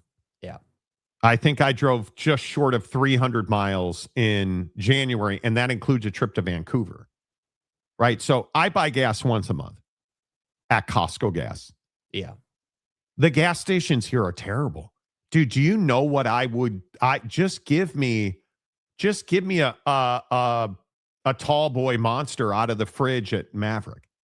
By the way, don't know if it happened at your Costco, but my Costco got White Top Monster back in stock. I got a case of Monster from my Costco over the weekend. They haven't had White Top Monster in stock for ages. 6 months. 6 months at least. Yeah. Dude, I took that thing so long that I've stopped looking when I just have been picking up the case is what it is. Dude, I get home and I cut that thing open to a case full of White Tops. It was incredible, dude. Like the taste is different. I'm telling you, the taste is different, bro. But yeah, I mean, I just, you live in different places. I've had the opportunity, through you being in radio and Mrs. Monty's career, like we've moved around a lot. Had the opportunity to live in a lot of different places, and I'm definitely the guy that. Like I know what I want, dude. I would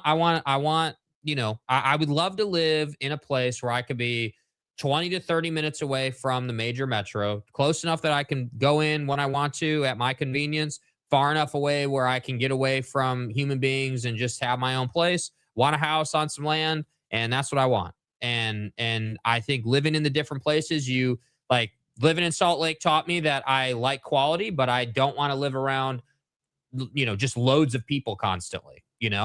Living here has taught me that I really want a nice place and I need a certain middle ground of gas station. There's got to be that balance in life of like the people quotient to the quality of the gas station quotient. And to all you hyenas in the comments section, it's not about the roller food to keto quotient. Okay? Yeah, it is. You want fecal matter on your food. So it's just you just deal with those things. So yeah. I think it is. I love living in a major city. I really enjoy the walks. This parade today in Seattle is going to be off the chain. Mhm. Like it is going to be. Wow. You just blacklisted Utah Jazz fans, dude. I feel bad for Utah Jazz fans. Even I miss the Malone and Stockton days. Bro, you're not seriously trying to claim that you're a Utah Jazz fan right now. I'm not playing your game today. Jake needs to do some searching for his lady friend so they can move to someplace he would prefer. Yeah, that's not really how it works, dude. It's not an Indeed job listing search. Would never want to live in a big city area, dude. It is. I love it. Seattle. I live in the middle of downtown Seattle, and I love it. Like the walking everywhere, like getting close to 6,000 steps every day. Love it. Love it. Absolutely. LOL, paying all that money for a car that you hardly ever drive. No, that's bro, it's worth it, dude. It's worth it, dude. I'm keeping its value high. But 2, when I roll down to that car on a Friday night, dude, and you fire that thing up, bro. So you got this car, right? So you buy this car. Yeah. And I was like, it's the nicest car that any of us have ever had, right? Like it is. And I was like, one of the things that I didn't really talk about, but I was really interested in is, you're paying that much for the car on a monthly basis, but is that enough money to make you be like, yeah, it's not worth it? And it's not. Like, I know it's a lot. I know that it seems like a ridiculous number to pay for a car, but I have to say, like, dude, I would have no problem. Like, having been in that car, having driven the car, it's completely worth it, dude. It is, I'm telling you, it is one of the most sensational feelings to have a car that you can go down to, that you've had to do absolutely, positively nothing to, out of the box, nothing done to this car. And you can just take that thing on the street, absolutely wind its neck out, and just have no problems, and it's just a load of fun to drive. It is an absolute joy to drive. Yeah. Like, it is a joy incredible to drive. If it's so good, drive it more. Well, again, and I think if you own an upper end vehicle, you understand that there's a tipping point. Yep. And I don't want to crack 5,000 miles a year. But your life doesn't necessitate you driving. That's the thing. No, I walk everywhere. It's not. But like you're not. I want to make this explicitly clear for this conversation for people who don't get it. You don't have a commute. You don't have to leave your building to work. That's what people need to understand. And I didn't buy the car to drive it all the time. Yeah. It is. Yeah. Trust me. The real awkward guy. Is James have like multiple personality disorder? Even personality is a fan. Every personality is a fan of a different team. Must be. You don't need to be a Jazz fan to like Malone and Stockton combo back in the day. Oh, come on, dude. Because nobody likes those scumbags. Come on, dude. Nobody likes those scumbags. You either are a Stockton and Malone fan or you're a Jordan fan. Don't talk to me about anything different. What Jordan did to those two, you are on one side of the fence or the other. And James is not a Stockton and Malone fan, and I will not allow that blasphemy today on this. There's no way. So Jake has to move to a state that has a Buc-ee's or a Wawa. Before I take my last deuce, I am going to have gone to a Buc-ee's. I don't know what it's going to take. I don't know how it's going to happen. But I need to be at a Buc-ee's. I've been to an H-E-B and they're one of the greatest stores on the earth. But this whole Buc-ee's thing, we got to solve this. We have to solve this. Yeah. So, Marcus wants to know what's going on with Big Daddy Magic. Has he sent you any videos lately? I need a good laugh. He is not. Big Daddy Magic says he feels guilty now that I bought him a gift and that I hate him because of it. You don't hate the guy, dude. Like, just like, I need you to learn to listen to me, okay? I told you not to do this.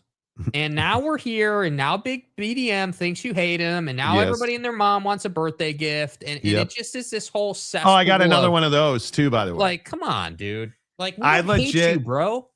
I legit got a DM from a guy who says that he is not able to pay his light bill, and if I could gift him $300 to pay his light bill, he would really be appreciative.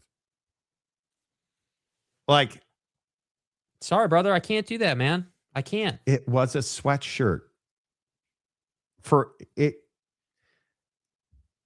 I admit sometimes I forget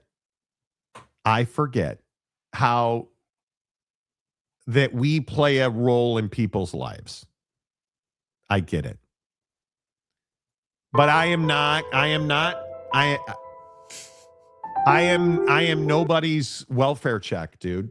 Like, I don't have, if I do for one, I have to do for all, and I am not paying anybody's light bill. I will never send anybody a sweatshirt again. Well, that could, piano music moment, certainly. Yeah. Light bill equals coke habit. Oh, well, hey, he sees the lights a little different, Monty. Come on, dude. Cue the Sarah McLachlan music for BDM. We all know BDM is a major pot smoker, which makes many people paranoid. Like, I don't understand. And I listen, I get it. Big Daddy Magic is not your normal cut of human. How you leap from, hey, they spent $100 on a Josh Allen sweatshirt to why do you hate me? It's just the jump that I never saw coming. I'm giving you a fucking answer. Right? Like, it's the jump I never saw coming. Dude. Right? And I said to him, I'll even read you the message. He said to me yesterday, I never wanted your money, swear to God. I bet everybody you get me a birthday gift and now you hate me and I feel like over it. And I'm very sorry. I'll make it right. I don't need you to make it right. Oh, you're saying you bet on Monty on whether Monty would get you with a birthday gift or not. With who? And you're still complaining. Let me get this right. You got the hoodie, you won the bet, and now you're still complaining. Like, I said to him, whatever, nobody said that, and I am not going to keep playing this game with you. It's ridiculous. Because every time I fart, he's like, why do you hate me? What did I do to you? He sends me like 10 messages a day, and if I don't reply, it's like, what did I do? Why do you hate me? Are you ignoring me? Like, it's disgusting. Bro, chill out. Right? Like, and it's all this has done is got people and more people and more people. Call Shimani. all these people now messaging me. It's crazy to think Monty hates me now. No, I don't. You booked an airline ticket to Seattle. What am I supposed to say to that? No, you can't stay with me. Well, Monty, I know if I that's can't coming. stay with you, you're hanging with commies, aren't you? Exactly. Well, you don't want me to see the communists you hang with in your Nike room? Exactly. I know that's coming. Are we going to have dinner? Fuck no.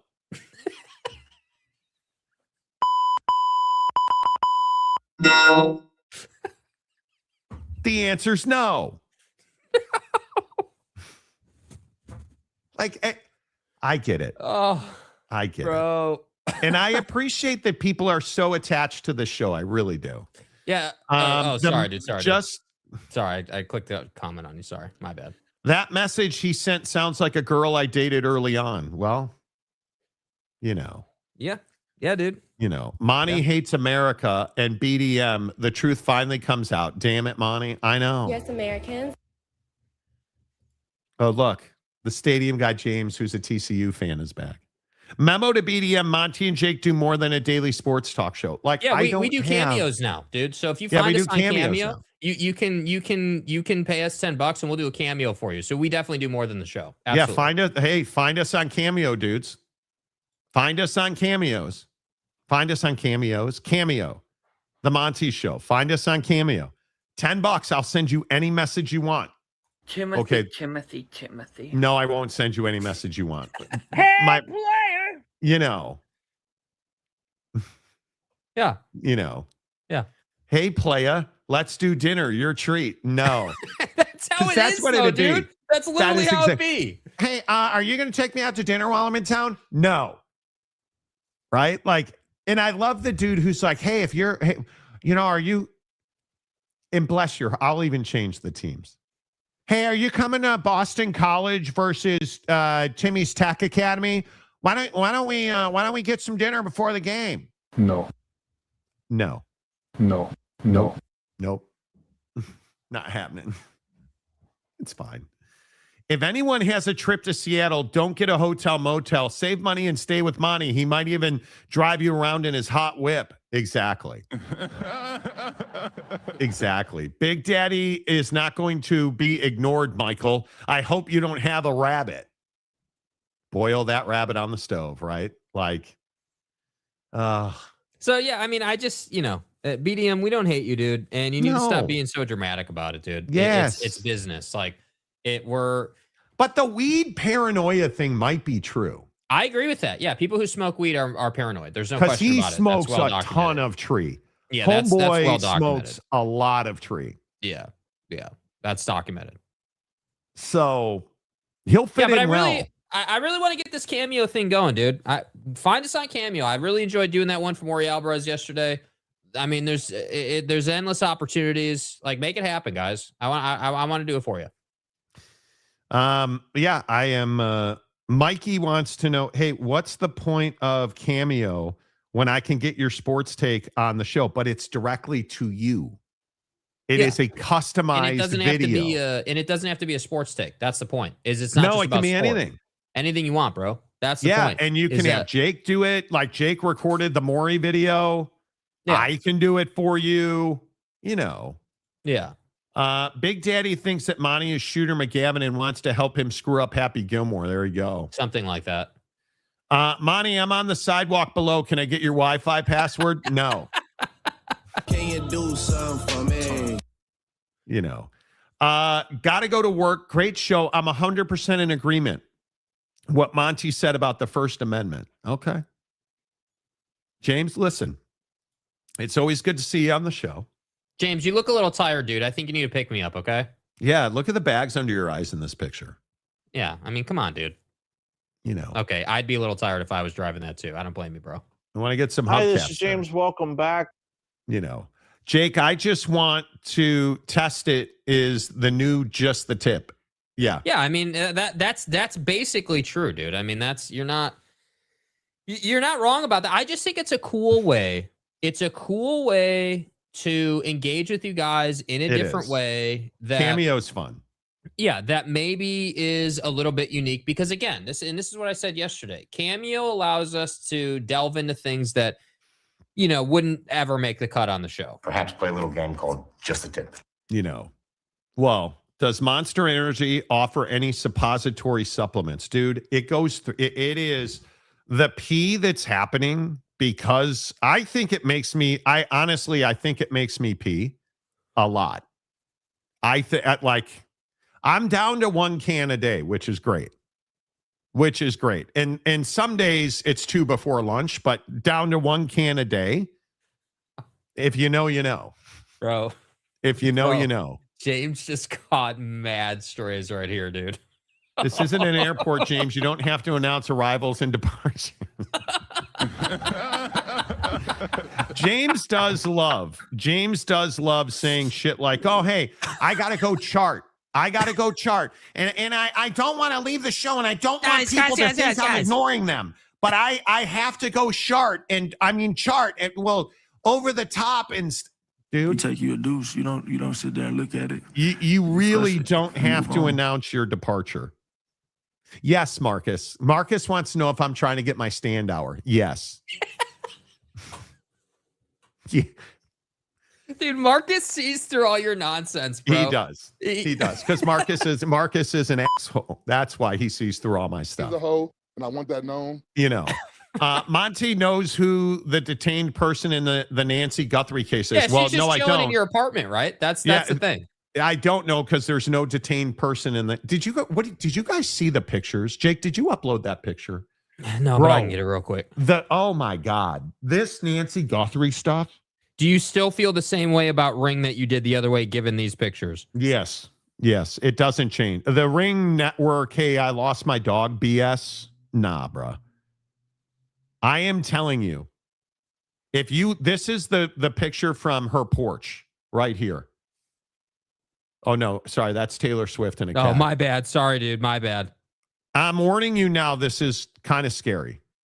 These photos of Nancy Guthrie's porch camera.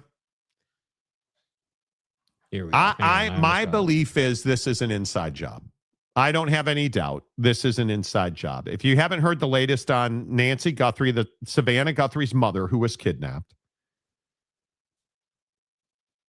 they had a person of interest in custody. That person's been released. There is new Ring doorbell still photos and footage of Buddy with a gun on his waistband and a mask on at her front door. And it's terrifying. It is absolutely terrifying. And again, my firm belief is this is an inside job. I mean, it feels that way. You got balls rolling up to someone's door like that in the middle of the night and just, doing it like that. I mean, that's insane. And again, this is why trying to squelch the Second Amendment and our rights to protect ourselves in our own homes, that's problematic here. Yeah. So now you start looking at this stuff. Look at these pictures, you guys. You want to see terrifying? This is terrifying. This is oof. I mean, if you open up your Ring app and this is on your front porch, I'm getting my gun, dude. I'm not hesitating. Yeah, like that. There's no question about it. I am not hesitating. And you look into this dude's eyes, and that's terrifying right there. Yeah. But you roll up on my front door dressed like this, I'm going to do everything I can do to. Oh, it's very simple. I'm gonna wait for you to walk through the front door, and then you're getting popped. Like that just is what it is. How scary is that? Yeah. You guys. I mean, that is as terrifying a shot as you ever want to see on your front porch. Yeah, no question about it. I mean, I don't even know. Yeah. I don't know. Am I the only one that's got Jake's image completely frozen? Can you hear me still? Yeah, I can hear you. Yeah. See, it looks frozen on my side too, but StreamYard is going to StreamYard, I guess. Every time FBI Director Cash comes out too early on a case, it backfires. Yes, it does. Ring cameras are good. However, I do not like the idea. Oh boy, there goes Jake. I do not like the idea that Ring cameras have some agreements with law enforcement to get your footage without your permission or knowledge, and some without warrants. Yeah. Yep. And some without warrants. And we talked about this yesterday. And it's scary. Got a thing for one hand and a Walther for the other. Come on in. Yeah, well. Ooh, Jake got taken out by Cash Patel, potentially. I listen, I understand this desire to have Ring doorbells. The privacy issue, the privacy stuff is terrifying to me. It is Oh, look, Jake's back. Isn't that great? Hey, partner. The privacy thing's terrifying to me. This whole case is like the newest season of American Horror Story. I hope they find her, but it also highlights how much resources are going to this versus other citizens in the same situation because she's famous, right? I have to believe this is related to her family. And there's all these rumors about the drummer of her son-in-law's former band. They must know now who this is. They must know now who this is. And I think all of this ring nest camera thing, I mean, in this case, it's just terrifying to me that I don't even know what you do with it. I'm shooting through the door. I'll be honest with you. I'm not even going to open the door. And that's only if you wake up. The worst part of this is, as you can see his instrument of lethality there on his belt line, where his belt buckle is, that's an instrument of damage, which is a word we can't say on this show. But you look at this and you look at that dude's eyes. You know who this is. You know who this is. And can you imagine if this is her son-in-law who allegedly could be involved? And this is one of your friends? Do you have any ability to sleep at night? I mean, do you have any ability to sleep at night? I don't know that. That'd be tough. Yeah, that'd be tough. How do you live with yourself? And you look at that ring footage. Do you think she's still alive? In the comment section, do you think she's still alive? Jake, do you believe she's still alive? Probably not. Nope. I think that I think if she was still alive, you probably would have seen something else happen. There would have been, you know, some sort of other activity or something that would suggest it in a sense, you know. I don't, if it's personal, I don't really get the sense that you would keep her alive very long. You know what I mean? It's not, that doesn't really add up to me. But again, we just don't know.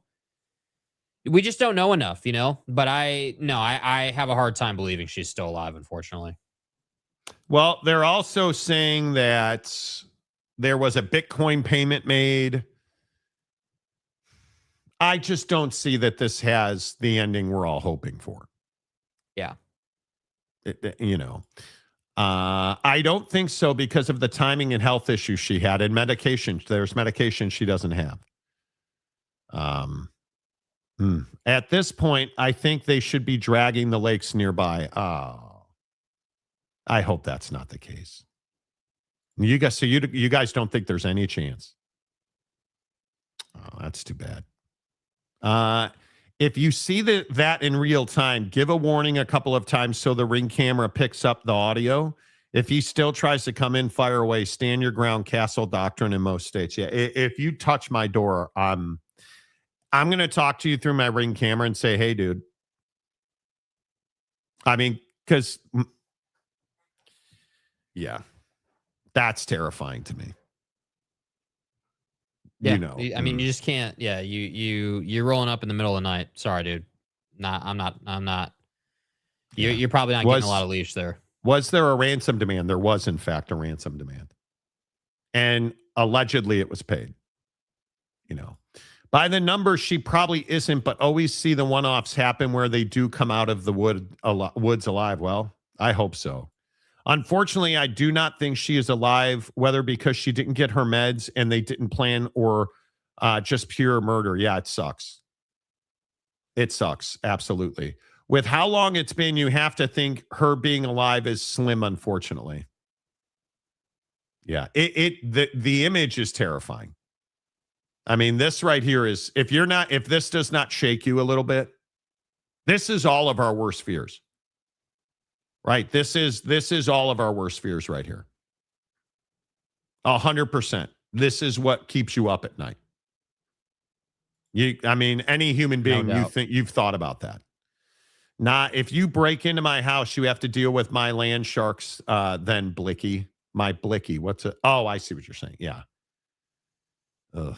Yeah. Mike Smith is right. That's the plan. Yeah, I'm getting it on record that I warned you. You come in. And this is probably do you think if somebody had gotten on that Nest camera speaker and said, hey, I see you there, do you think they'd have run off? Yes, probably. Ooh. Because I think that if this is actually a personal thing, if they knew her and like it was close to her, the idea wouldn't have been, hey, we're just going to break into the house with her knowing and just brute force our way to it. Like the idea clearly was middle of the night, try to get in quietly, take her out, quietly leave. That was the idea. Yeah. I think you're probably right. Are you kidding me? Kansas star true freshman Darren Peterson has caused conversations throughout college programs about spending on players, especially true freshmen.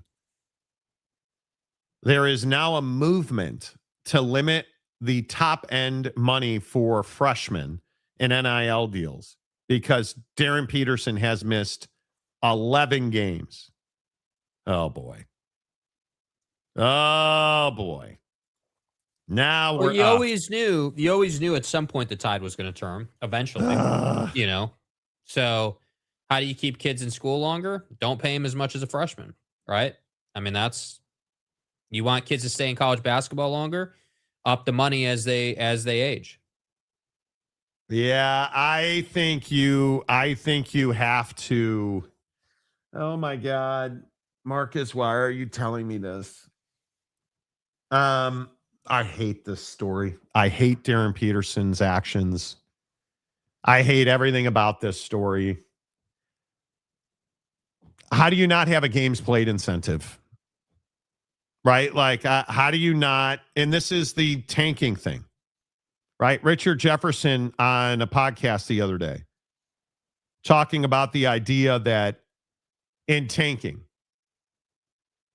if you are, the moment you're eliminated from the NBA playoffs, your record automatically determines where you are in the draft. So when you're eliminated from the playoffs, let's say you have 10 games left. You win none of those games because you tanked and held your best players out. You're not in the lottery. What if you go 10-0? And multiple teams go 10-0.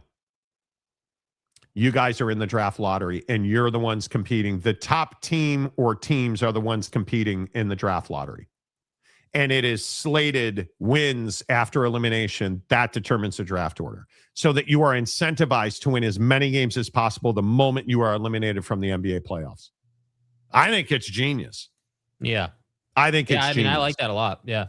You have to incentivize teams to win to fix things. Yes. And I think if you're Darren Peterson in that situation, hey, you play 25 games, we're going to give you a $100,000 bonus.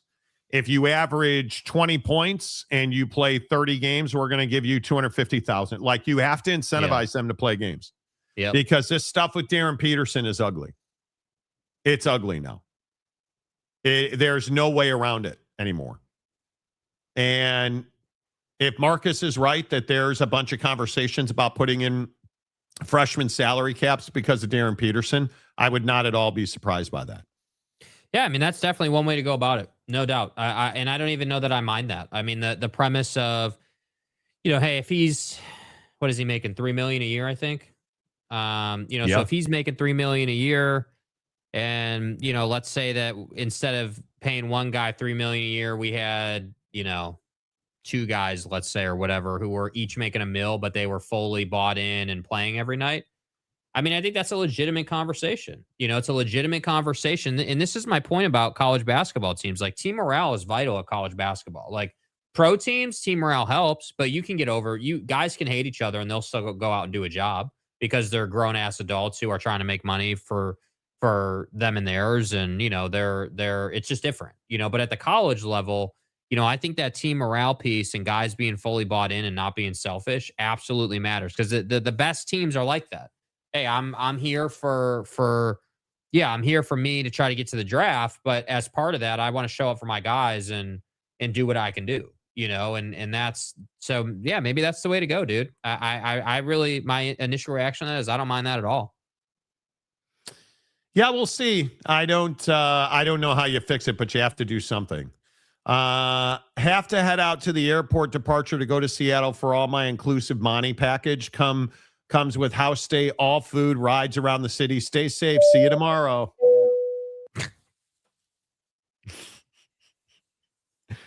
Make teams take big swings and go all in after the trade deadline. Good. I think a rule to be after the trade deadline is completed, then you incentivize teams to win. I agree. I believe players would have to be considered employees if you want to add game incentives. Won't be able to cap on AL and win in court unless there is a collective bargaining. Well, the Bediako thing is a big win in court for the NCAA. Yep. So I think that's a big one. I love the idea in theory about a freshman salary cap, but without collective bargaining, how do you not open yourself up to a lawsuit? You work together. The way you do that is inside your conference. So the SEC, the Big 12, whatever. You get together and you say we as a group are not going to do this. We're not going to pay freshman players $5-7 million contracts. We're not doing that. As a conference, it's not on paper anywhere. It's not legislated. It's not, but it's an understanding that we're not going to do that. And, we're going to turn the tides here. That to me is how you go about that particular action. Because I agree, the moment you try to put in an actual tangible salary cap, now you're talking about collectively bargaining and lawsuits. And so the only way to play this game is to play the game. You have to, you got to do it behind the scenes and in private and quietly. And that's just what it is. Yeah, I would agree with that. I would absolutely agree with that. It's just. And by the way, I would also say this shouldn't be viewed as a taboo thing to do, considering all these head coaches and their moms are out here scheming to get the best talent already, right? I mean, we're already out here doing things behind closed doors that maybe aren't like officially legal. So let's not pretend like this is above people or that this would be somehow some outlandish ask of these guys, because it wouldn't be. No, I would agree with that. I don't know. I think I'm so conflicted on this NIL shit, dude. Like, I hate this Darren Peterson stuff. I hate it.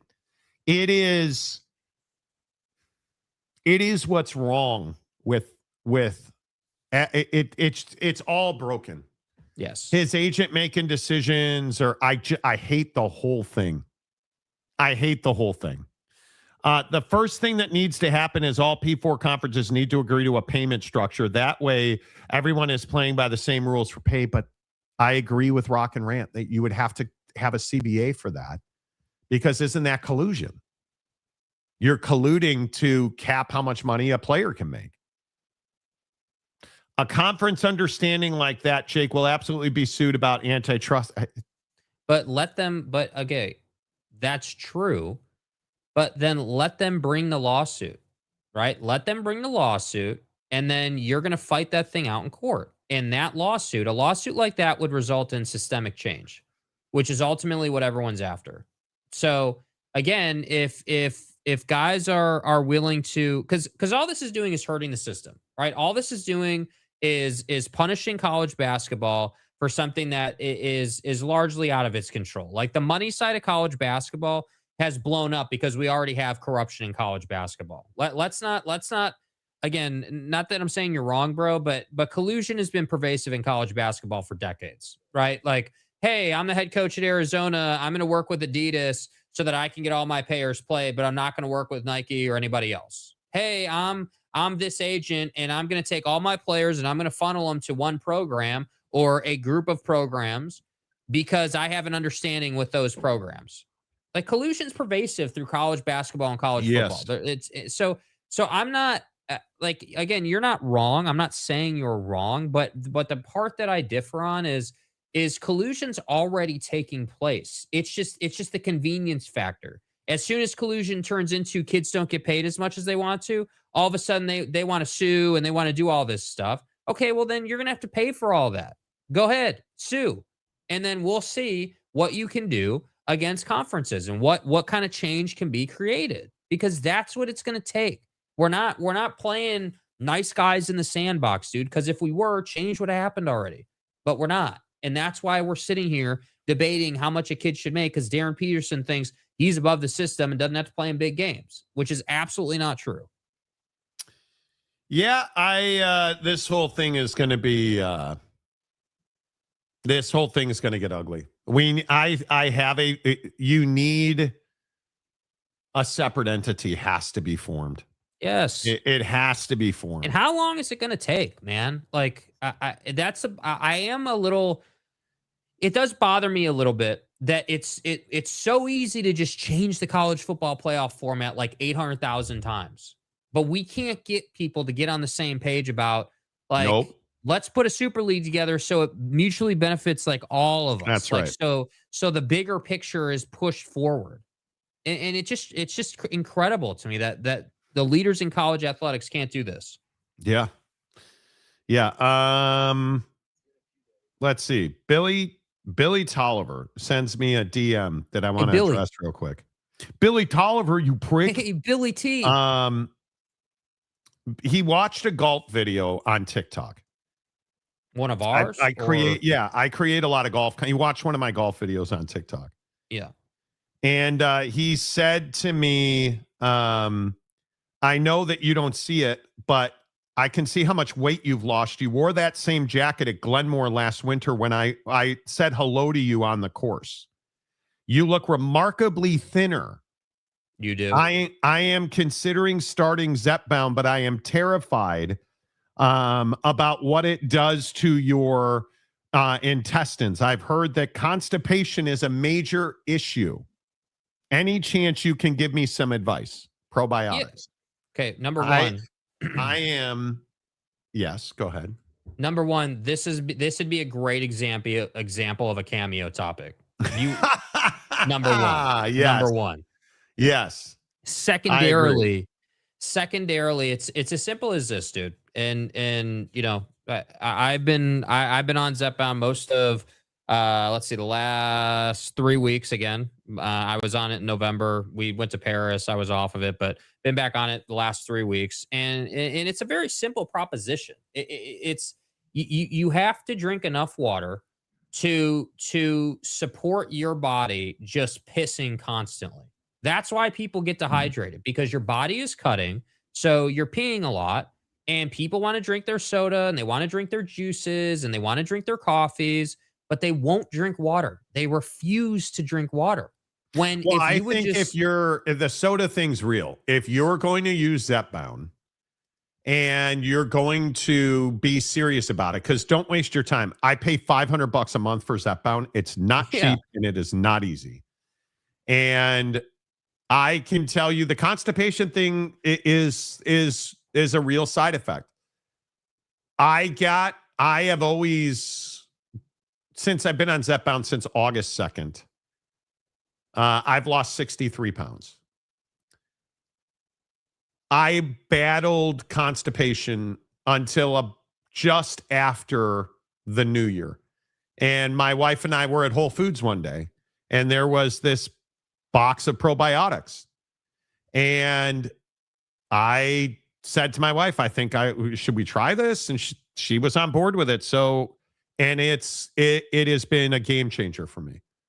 And I would not hesitate to recommend Zepbound to anybody. He's telling me his doctor is telling me he has to lose weight. He has hypertension directly correlated with weight loss. And he said one of the major things he's dealing with is sleep apnea. He snores loudly. And as somebody that used to snore, I don't think I snore anymore. It's been a very long time since I woke myself up snoring. I can't remember the last time. Not since I moved to Seattle. I don't believe that I have. But it absolutely helps you with sleep apnea, snoring, because snoring generally for me was because I carried a lot of weight in my face and my neck. And that's gone for me now. I don't have, one of the weird things is like my hats are all too big now. So my hats fit me because you lose the fat that you're storing around your body. I've lost weight in my feet. I've lost weight in my head. I've lost weight in my neck. It's just one of those things that Zepbound is a game changer. It is not easy to execute. Yes, it is taking a shot. The shot part of it is super easy. I don't have an injector pen. I use a needle, a syringe, and a vial. Yeah. Mrs. Monty and I do it together every Thursday night. We literally stand in the bathroom together and we do it together. And it's because, like, you guys see me drink this. This is essential amino acids from Bucked Up and 10 grams of Bucked Up creatine. Every morning during the show, I drink that. And then I use these metal cups that are 20 ounces each. I try to drink 5 of these during the day. I try to get at least 100 ounces of water every day. That and probiotics, I'm pretty much daily again. And admittedly, I've plateaued my weight loss. I have not lost weight in a month. It has been, and it's more than a month now. I got back from Paris on January 2nd. I have not lost weight since January 2nd. I've lost half a pound. So I don't know what that is or why that is, but it's just something I'm going through. Now, this week, I bump up from 7.5 to 10 on Zepbound. My doctor said plateauing on Zepbound is a regular thing. And she said, when you bump up to this 10, you'll see you'll lose weight again. I hope that happens. Being more active certainly has helped. I think I probably, like this morning, I got on the scale and it gained a pound, but I'm incredibly sore from lifting weight.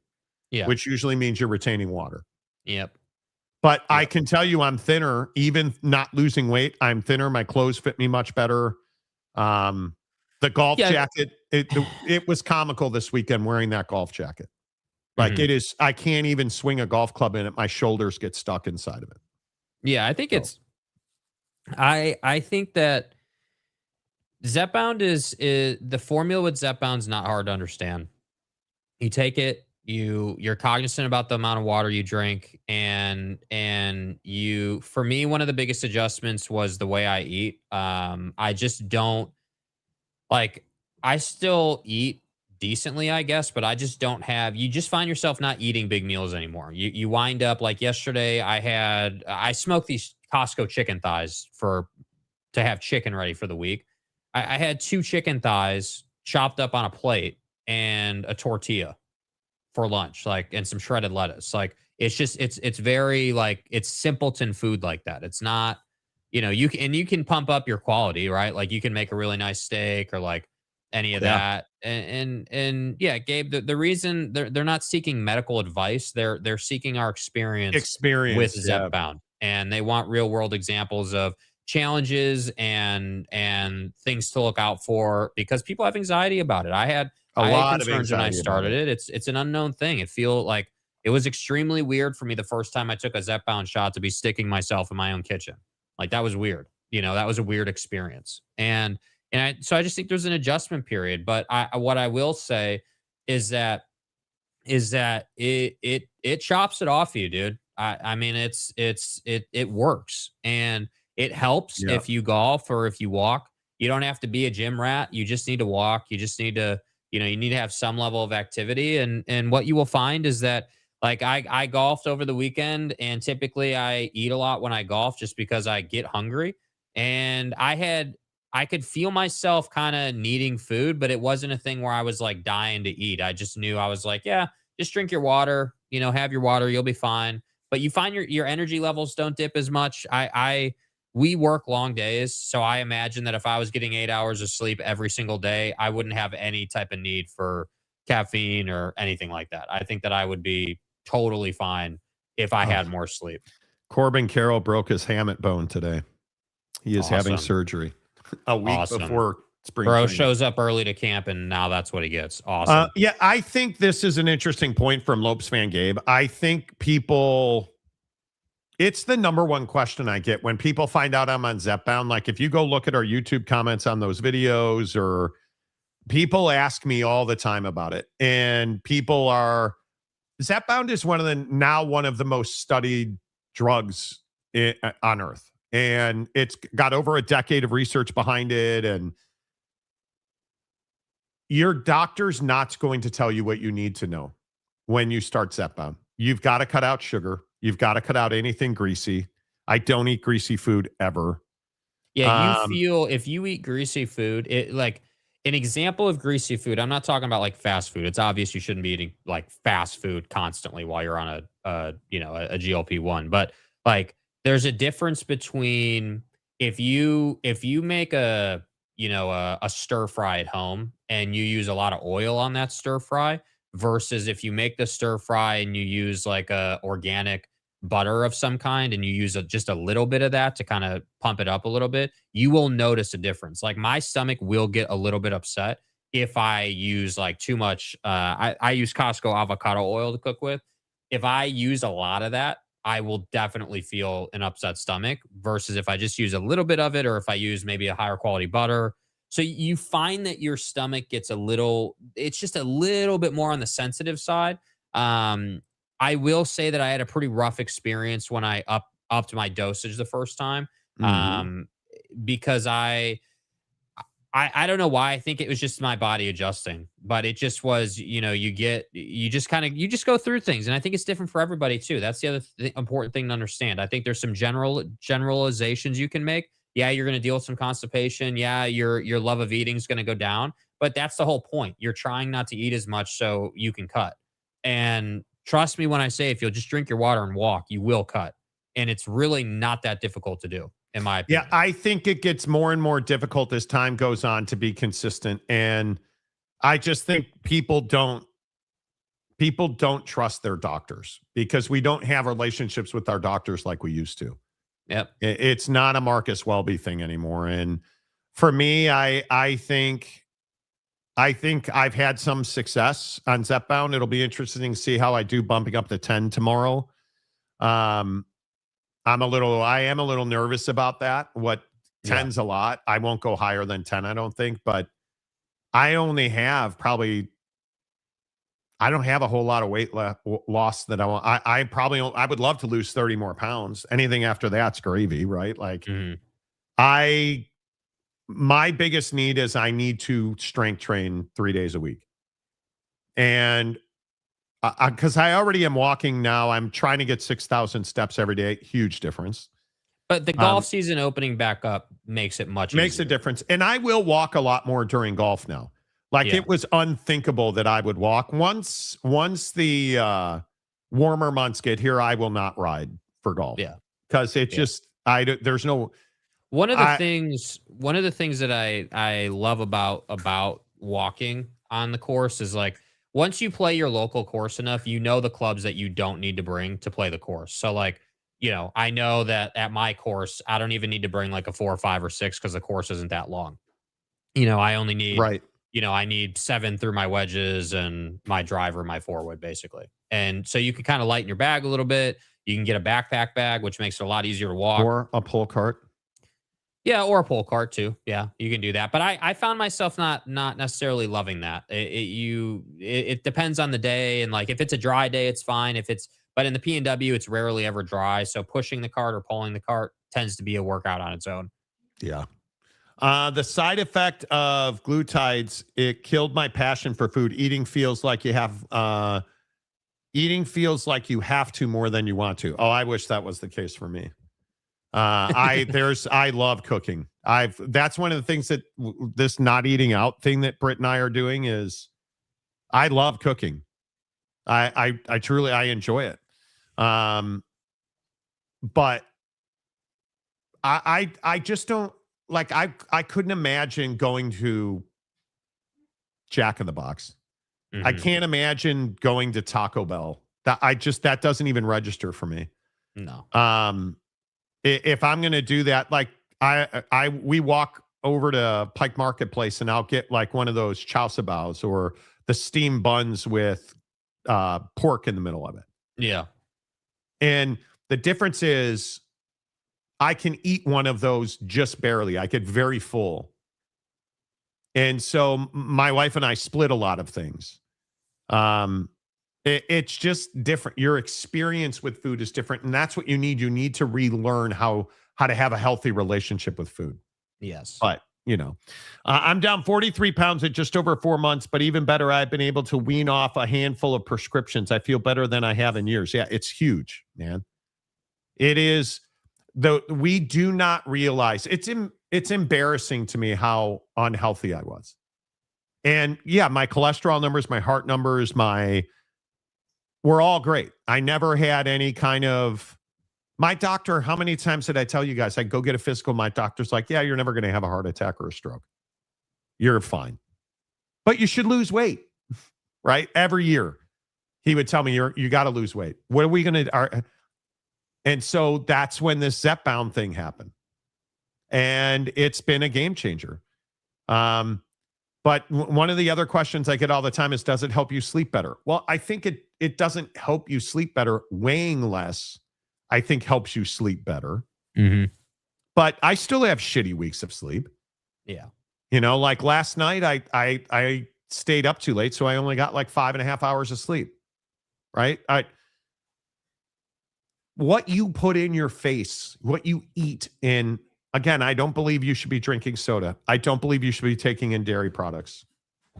I don't think you should eat very much red meat.